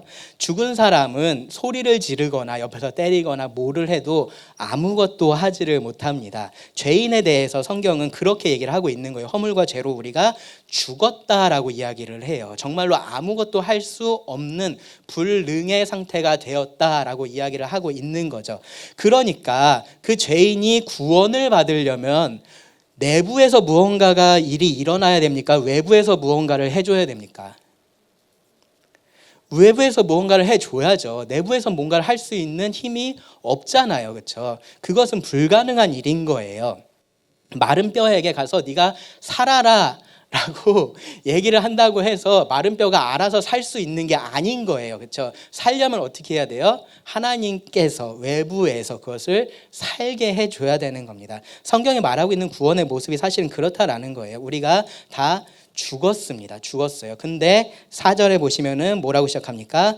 긍휼이 풍성하신, 그 앞에 여러분 볼펜 다 들고 계시죠? 들고 계시면은 그 앞에다가 그러나라고 써주시고 이렇게 동그라미를 크게 그려주세요. 제 성경책에도 그렇게 되어 있습니다. 그리고 원래 성경에도 그 4절 가장 첫 단어가 그러나입니다. 그러나 우리가 다 죽어 있었고 다 본질상 진노의 자녀이었었는데 그러나 하나님이입니다. 그러나 우리가가 아니고요. 그러나 하나님께서 우리들에게 무언가를 해주신 거죠. 그래서 우리는 자유롭게 내가 뭔가를 하는 걸 좋아해요. 근데 우리가 자유롭게 뭐를 하면은 우리는 다 지옥하고 우리는 다 심판받는다는 거죠. 그래서 하나님께서 우리 삶에 개입을 하신 거예요. 우리의 그런 자유로운 그런 생각을 꺾으신 겁니다. 그래서 여러분 물론 여러분들 구원 받으실 때 여러분들이 믿으셨다라고 표현을 하잖아요. 그렇죠? 우리가 믿었다라고 표현을 하는데 그런데 가만히 생각해 보면 하나님께서 나의 의지를 꺾으신 게 맞는 거예요. 나는 내 욕심을 따라서 살고 싶었고 나는 하나님 믿고 싶지 않았었고 그것이 내 마음속에 가장 크게 있는 건데 하나님께서 그것을 꺾으신 거죠. 그것을 꺾으시고 믿을 수 있게 하신 거예요. 그렇게 우리가 구원을 바라보지 않으면 결국 구원은 나의 행위에서 나온 것처럼 결국은 우리가 생각을 하게 될 수밖에 없어요. 하나님께서 나를 구원을 하신 겁니다. 은혜로 내 행위하고 아무런 상관없이 심지어 나의 의지에 반해서 하나님께서 개입하셔서 그러한 일들을 해 주신 겁니다. 하나님께서 우리를 살리셨어요. 너희를 살리셨도다가 1절에 나오는데 사실은 뒤에 나와야 맞아요. 네, 하나님께서 우리를 살리신 겁니다. 하나님께서 우리 삶에 개입하셨을 때 우리가 살게 된 겁니다. 그리고 뒤에 이어지는 말씀을 보시면요. 7절에 보면은 이는이라고 얘기하죠. 이는. 그래서 그것에 대해서 이유를 얘기하면서 뭐라고 얘기하냐면 이는 그리스도 예수 안에서 우리에게 자비하심으로써 그 은혜의 지극히 풍성함을 오는 여러 세대에 나타내려 하심이라. 이유로서 생각할 수 있는 것 처음에 말했죠. 사랑밖에 없다. 하나님의 은혜밖에 없다고. 우리 구원에 대해서 얘기할 때 이유로서 생각할 수 있는 것이 은혜입니다. 그리고 10절은 목적에 대해서 얘기를 해요. 우리는 그가 만드신 바라 그리스도 예수 안에서 선한 일을 위하여 지으심을 받은 자니 이 일을 하나님이 전에 예비하사 우리로 그 가운데서 행하게 하려 하심이라. 언제 예비하셨다고요? 전에. 지금 막이 아니라 전부터 우리를 구원하시기 전부터 그것이 하나님의 계획이었다라는 거예요. 그러니까 나는 그냥 물에서 지옥만 안 가고 천국만 가면 됐었는데 나 구원해 놓고서 왜 자꾸 나한테 이런 거 저런 거 하라고 하냐, 그런 생각 여러분 하시면 안 되고요. 하나님께서 우리들을 구원하실 때는 이 모든 것들을 계획해 두시고 구원을 하셨습니다. 네, 거기까지가 개인의 구원이에요. 근데 11절에 보시면 그러므로 생각하라요. 그러니까 너희가 이런 것들을 생각을 해야 된다라고 이야기를 합니다. 내가 성도가 되는 것 에서 그냥 끝난 게 아니고요. 내가 선한 일을 하는 것에서 끝난 게 아니고요. 우리가 교회가 되는 것이 하나님의 계획 안에 있었다라는 거예요. 처음부터 하나님은 그러한 계획을 가지시고 우리 한 사람 한 사람을 구원을 하셨습니다. 그리스도 안에서 단절되었던 그런 모든 것들, 막힌 담을 하나님께서 그리스도를 통해서 허무셨고요. 이제는 구원받은 자들이 교회로서 함께 그리스도 안에서 거하실 처소가 됩니다. 그래서 여기서도 마찬가지로 그때 너희가 어땠었는지 12절에 보시면 그때 너희가 어땠었는지를 얘기해요. 그리스도 밖에 있었다라고 얘기를 하죠. 그렇죠? 근데 13절에 보시면 이제는 그리스도 예수 안에서라고 이야기를 합니다. 밖에 있던 사람들이 안으로 들어오게 된 거고요. 그것이 이제 모든 것들을 달라지게 만듭니다. 특별히 여기서 강조하고 있는 것은 그렇게 돼서 우리가 같이 이 안에 모이게 되는데 같이 모여서 뭔가 우리들의 정체성을 다 잃어버리고 그런 것들이 다 사라지고 그런 것들은 아니에요. 그런 것들을 우리가 여전히 가지고 있는데 그럼에도 불구하고 우리가 한 새 사람이 됩니다. 우리가 가지고 있는 여러 가지 것들, 나를 정의하는 여러 가지 것들이 이 한 새 사람이 되는데 아무런 문제가 되지 않아요. 유대인이든 헬라인이든 상관이 없고요. 남자든 여자든 상관이 없고요. 종이든 자유인이든 상관이 없습니다. 그런 것들이 아무런 상관이 없이 교회 안에서는 우리가 하나의 공동체를 이룬다라고 그렇게 말씀을 합니다. 차별적인 요소들이 다 사라졌다라는 거예요. 교회 안에서는요. 그렇게 교회가 이 하나님의 공동체로서 그리고 그리스도의 가족으로서 몸으로서의 역할을 하게 됩니다. 그런데 여러분들 아마 이 자리에 이제 교회 구원 받으시고 신앙생활 오래 하신 분들이 아마 대부분이실 텐데 사람이 완벽하지 않으니까 지금의 모습이 완벽하지 않으니까 우리가 교회로서 그렇게 모였을 때 어떤 문제가 생기냐면은 가까이 할수록 실망할 부분들이 생겨요. 네. 그러니까 멀리서 봤을 때는 저 사람 진짜 괜찮은데 싶었다가도 가까이 가서 보면은 저건 좀 별론데 싶은 것들이 사람이니까 그런 것들이 생긴다라는 거예요. 근데 그런 것들이 사실은요 우리 관계 속에서 새로운 벽처럼 그렇게 느껴질 수 있어요. 그러니까 예수님께서는 그 모든 벽들을 다 허무셨는데 내가 가까이 가니까 나도 모르게 그런 벽들이 생기는 거죠. 그럴 때 우리가 이것을 기억을 해야 돼요. 하나님께서 그 모든 벽들을 허무셨다. 그 모든 것들을 허무셨다. 그래서 내가 그냥 혼자서 신앙생활을 하는 게 편할 수는 있는데 근데 그게 그렇게 하면은 그것이 그리스도께서 이 십자가를 통해서 무너뜨리신 그 벽을 내가 다시 세우는 거구나라는 생각을 하셔야 됩니다. 하나님은 그 벽을 다 허무시고 하나가 되게 하셨는데 나는 그런 것들이 내 마음에 걸리니까 내가 그런 것들 때문에 멀어지겠다라고 하면요 십자가가 이룬 일들을 내가 도로 아무것도 아닌 것으로 만드는 일들이 되는 거예요. 그러니까 우리가 죄를 짓는 것들이 사실은 똑같은 일들을 하는 거잖아요. 그렇죠? 죄를 짓는 것들이 똑같은 일들을 하는 건데 교회 안에서도 마찬가지로 그러한 일들을 우리가 할 수 있다라는 거고요. 그렇게 하지 말아야 한다라는 겁니다. 네, 그 다음에 말씀을 좀 넘어갈게요. 3장 1절부터 13절은요. 요 말씀은 사실은 삽입된 말씀이에요. 그러니까 무슨 말이냐면은 그 3장 1절에 보시면 이러므로 그리스도 예수의 일로 너희 이방인을 위하여 갇힌 자 된 나 바울이 말하거니와라고 되어 있잖아요. 요 말하거니와라는 동사가 사실은 없습니다. 이거는 우리말 번역상 좀 이해를 돕기 위해서 추가된 부분이고요. 그래서 사실은 2절부터 13절을 빼고 1절과 4절이 그대로 이어지는 것으로 보면은 이 말씀이 자연스럽게 이어지거든요. 근데 이제 이 부분에 있어서 바울이 꼭 이 얘기를 하고 넘어가야겠다라는 생각을 했었던 것 같아요. 그래서 쓰다가 말고 이 부분을 삽입을 한 것이 3장 1절부터 13절입니다. 무슨 얘기를 하냐 하면은 이 그리스도 안에서 이 새로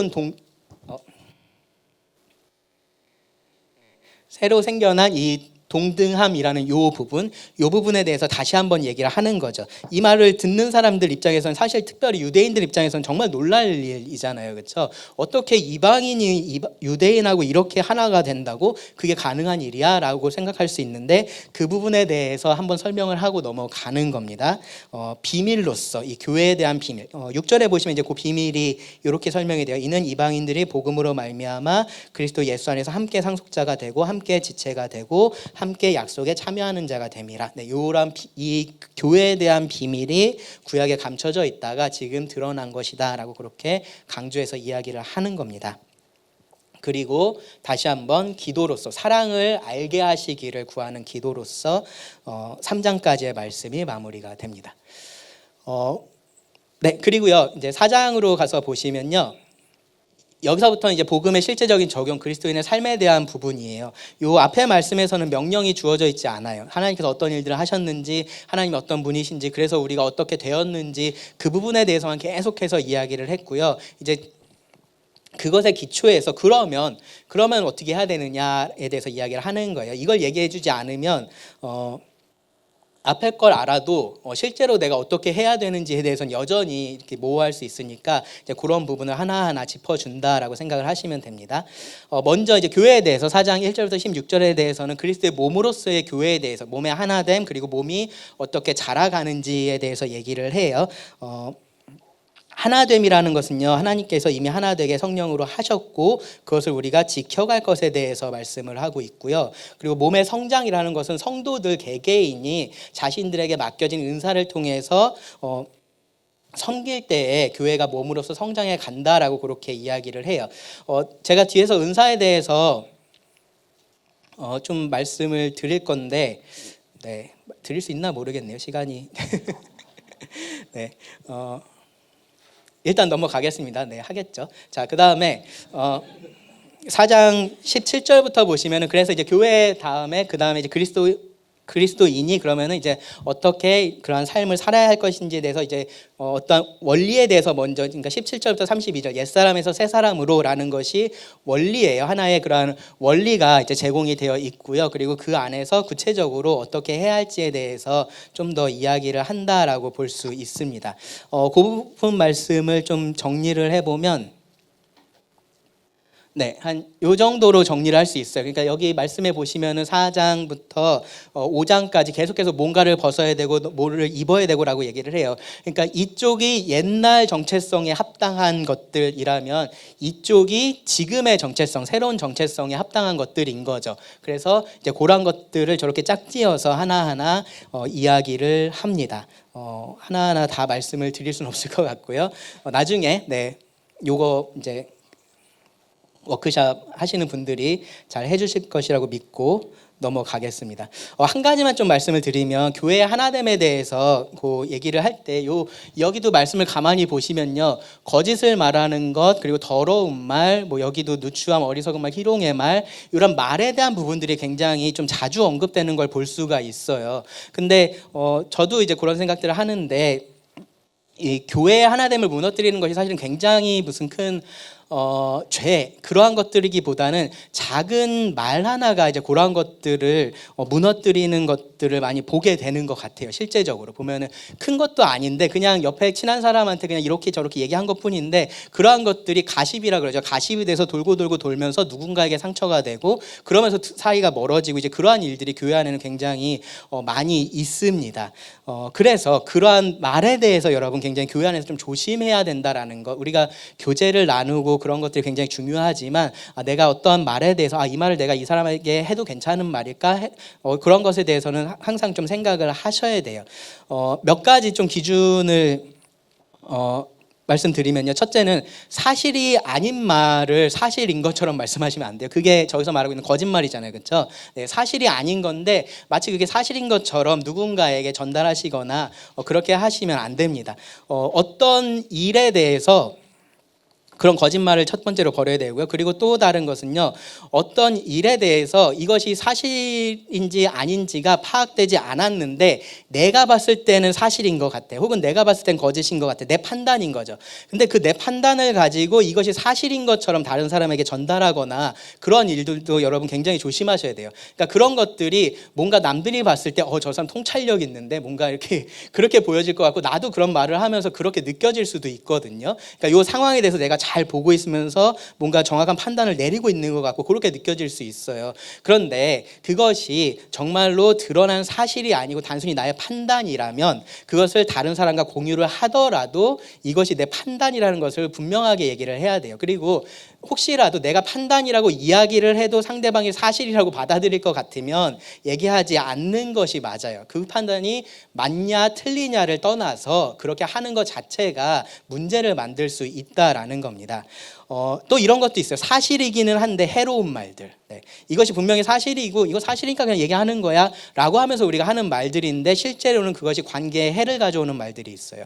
그런 것들도 잘 생각을 하셔야 돼요. 생각을 해보시고 이것이 오히려 더 관계를 안 좋게 만들겠구나 싶으면 하지 않는 것이 맞습니다. 그러한 것들, 그러니까 우리가 어떤 말들에 대해서는 이거는 뭐 친한 사람들 그냥 할 수 있지, 뭐 이 정도는 괜찮지라고 생각하는 그러한 것들이 이 교회의 작은 틈을 만들고 그러한 틈을 사탄이 파고들어서 교회를 무너뜨린다라는 것을 여러분 꼭 기억을 하시고 이 말에 대해서 특별히 조심하시기를 바랍니다. 네, 그리고 5장으로 넘어가서 보면요. 네, 여기서는 이제 어둠에서 빛으로라고 하면서 조금 더 선명하게 대조를 하는 거예요. 그러니까 어둠과 빛을 통해서 대조를 하고 있는 거고요. 거기선 특별히 그 3절을 보시면은 성적인 죄에 대해서 언급을 해요. 음행과 온갖 더러운 것과 탐욕이라고 표현을 하죠. 근데 그러면서 그 뒤에 있는 말씀 보세요. 너희 중에서 그 이름조차 부르지 말라라고 이야기를 해요. 이름조차 부르지 말라. 그러니까 비슷한 것도 하지 말라라고 이야기를 하는 거예요. 근데 저는 이 부분이 사실은 오늘날에 정말로 특별히 여기 청년들이 많으니까 청년들이 많이 좀 조심해야 될 부분이라고 생각을 해요. 그러니까 내가 무슨 뭐 포르노를 보고 뭐 그런 것들이 아닐지라도 그것과 유사한 것들을 내가 가까이 할 수 있는 거예요. 여기서 이름을 부른다라고 표현을 했는데 이름을 부른다라는 것이 이제 그것과 관련된 무언가를 내가 찾는 거잖아요. 그러한 것들을 할 수 있어요. 전 그래서 요즘에 뭐 아이돌 문화나 이제 그런 것들도 굉장히 좀 마음이 좀 쓰이긴 하거든요. 그러니까 앞에서 나와서 하고 있는 것들이 그냥 뭐 예쁜 애들이 나와서 춤 잘 추고 노래하고 막 그 정도 수준에서 끝나는 게 아니라 그들이 지금 보여주고 있는 것들이 그러한 성적인 것들을 상품화해서 분명히 보여주고 있는 것이고 그런 것들을 지나치게 그 성도들이 교회가 뭐 이거는 그냥 뭐 노래니까 이건 그냥 문화니까라고 하면서 가까이 하고 있는 것이 저는 여기서 말하고 있는 그러한 것들의 이름을 부르고 있는 것으로 보이거든요. 그러면서 조금씩 가까이 가고 있는 거죠. 그러니까 아예 죄라고 하기는 조금 어렵긴 한데 그것을 통해서 나는 뭔가 좀 누리고 있는 거야, 그런 것들을.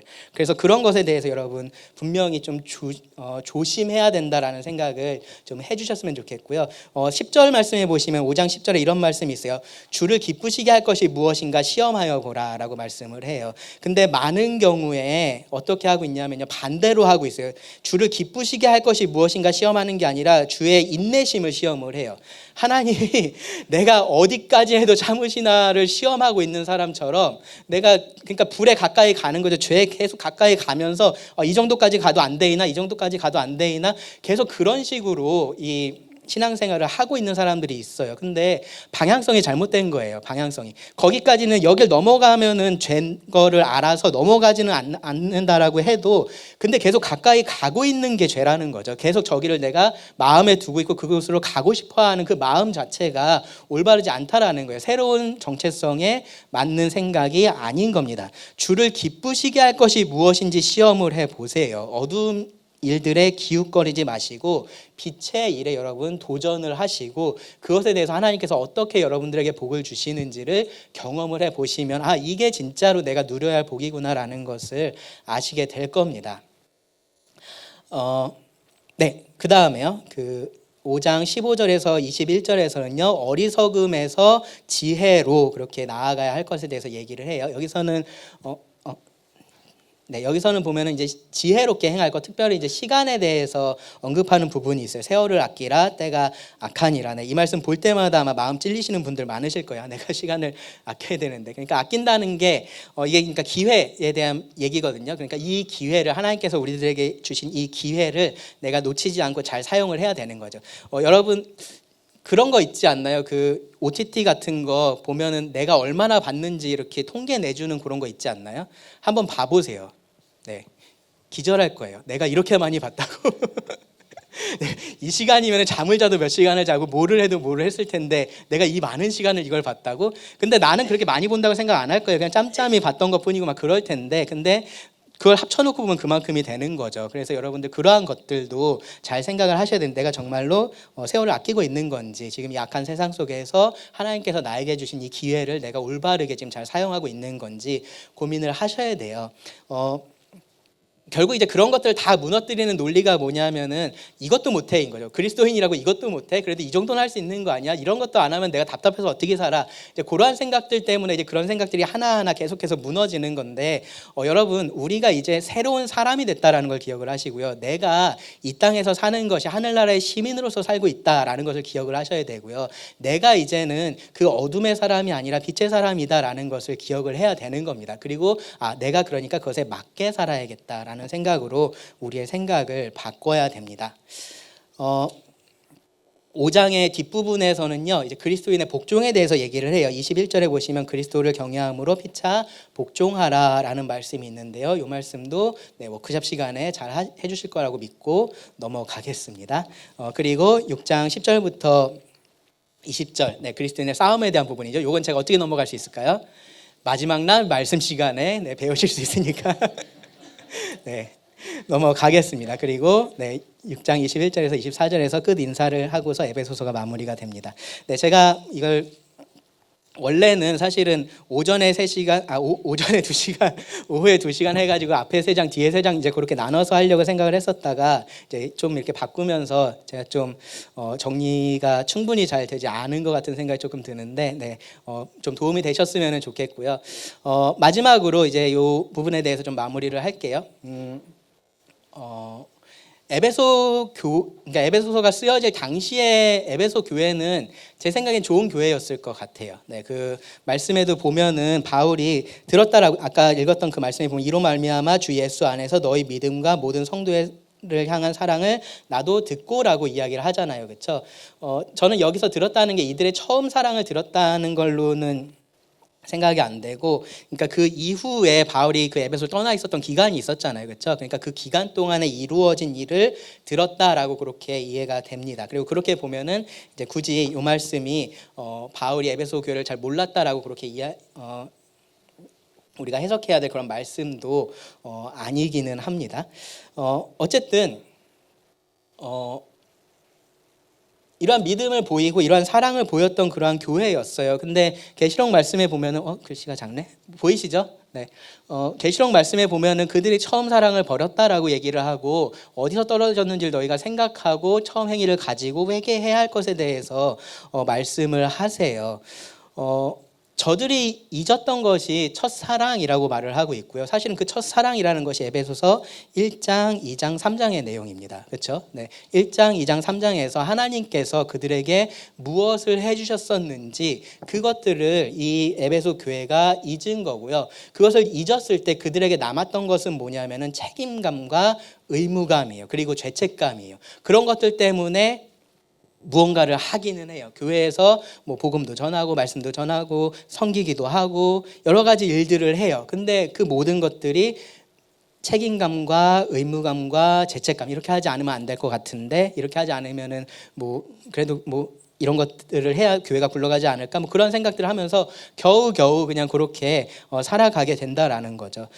그런데 그런 교회에게 하나님은 첫사랑을 회복하라라고 말씀을 하세요. 그리고 첫사랑을 우리가 회복할 수 있는 방법은 에베소서 1장, 2장, 3장으로 돌아가는 겁니다. 1장, 2장, 3장으로 돌아가시고요. 이 말씀을 잘 읽고 그리고 바울이 드린 기도를 내가 드리는 겁니다. 하나님, 제가 하나님의 사랑을 알게 해주세요. 하나님의 능력을 알게 해주세요. 그 하나님의 사랑과 능력이 나를 구원하셨고 그리고 나를 구원하실 건데 지금 내가 이 힘들어하고 있는 이 상황 속에서도 여전히 하나님께서 그렇게 하고 계시다라는 것을 제가 알 수 있게 해주세요. 그것을 볼 수 있게 해주세요라는 기도가 필요한 겁니다. 마태복음 13장 44절에서 예수님께서 천국에 대해 비유로 말씀하실 때 이 비유를 드셨어요. 천국은 마치 밭에 감춘 보화와 같으니 사람이 이를 발견한 후 숨겨두고 기뻐하며 돌아가서 자기의 소유를 다 팔아 그 밭을 사느니라.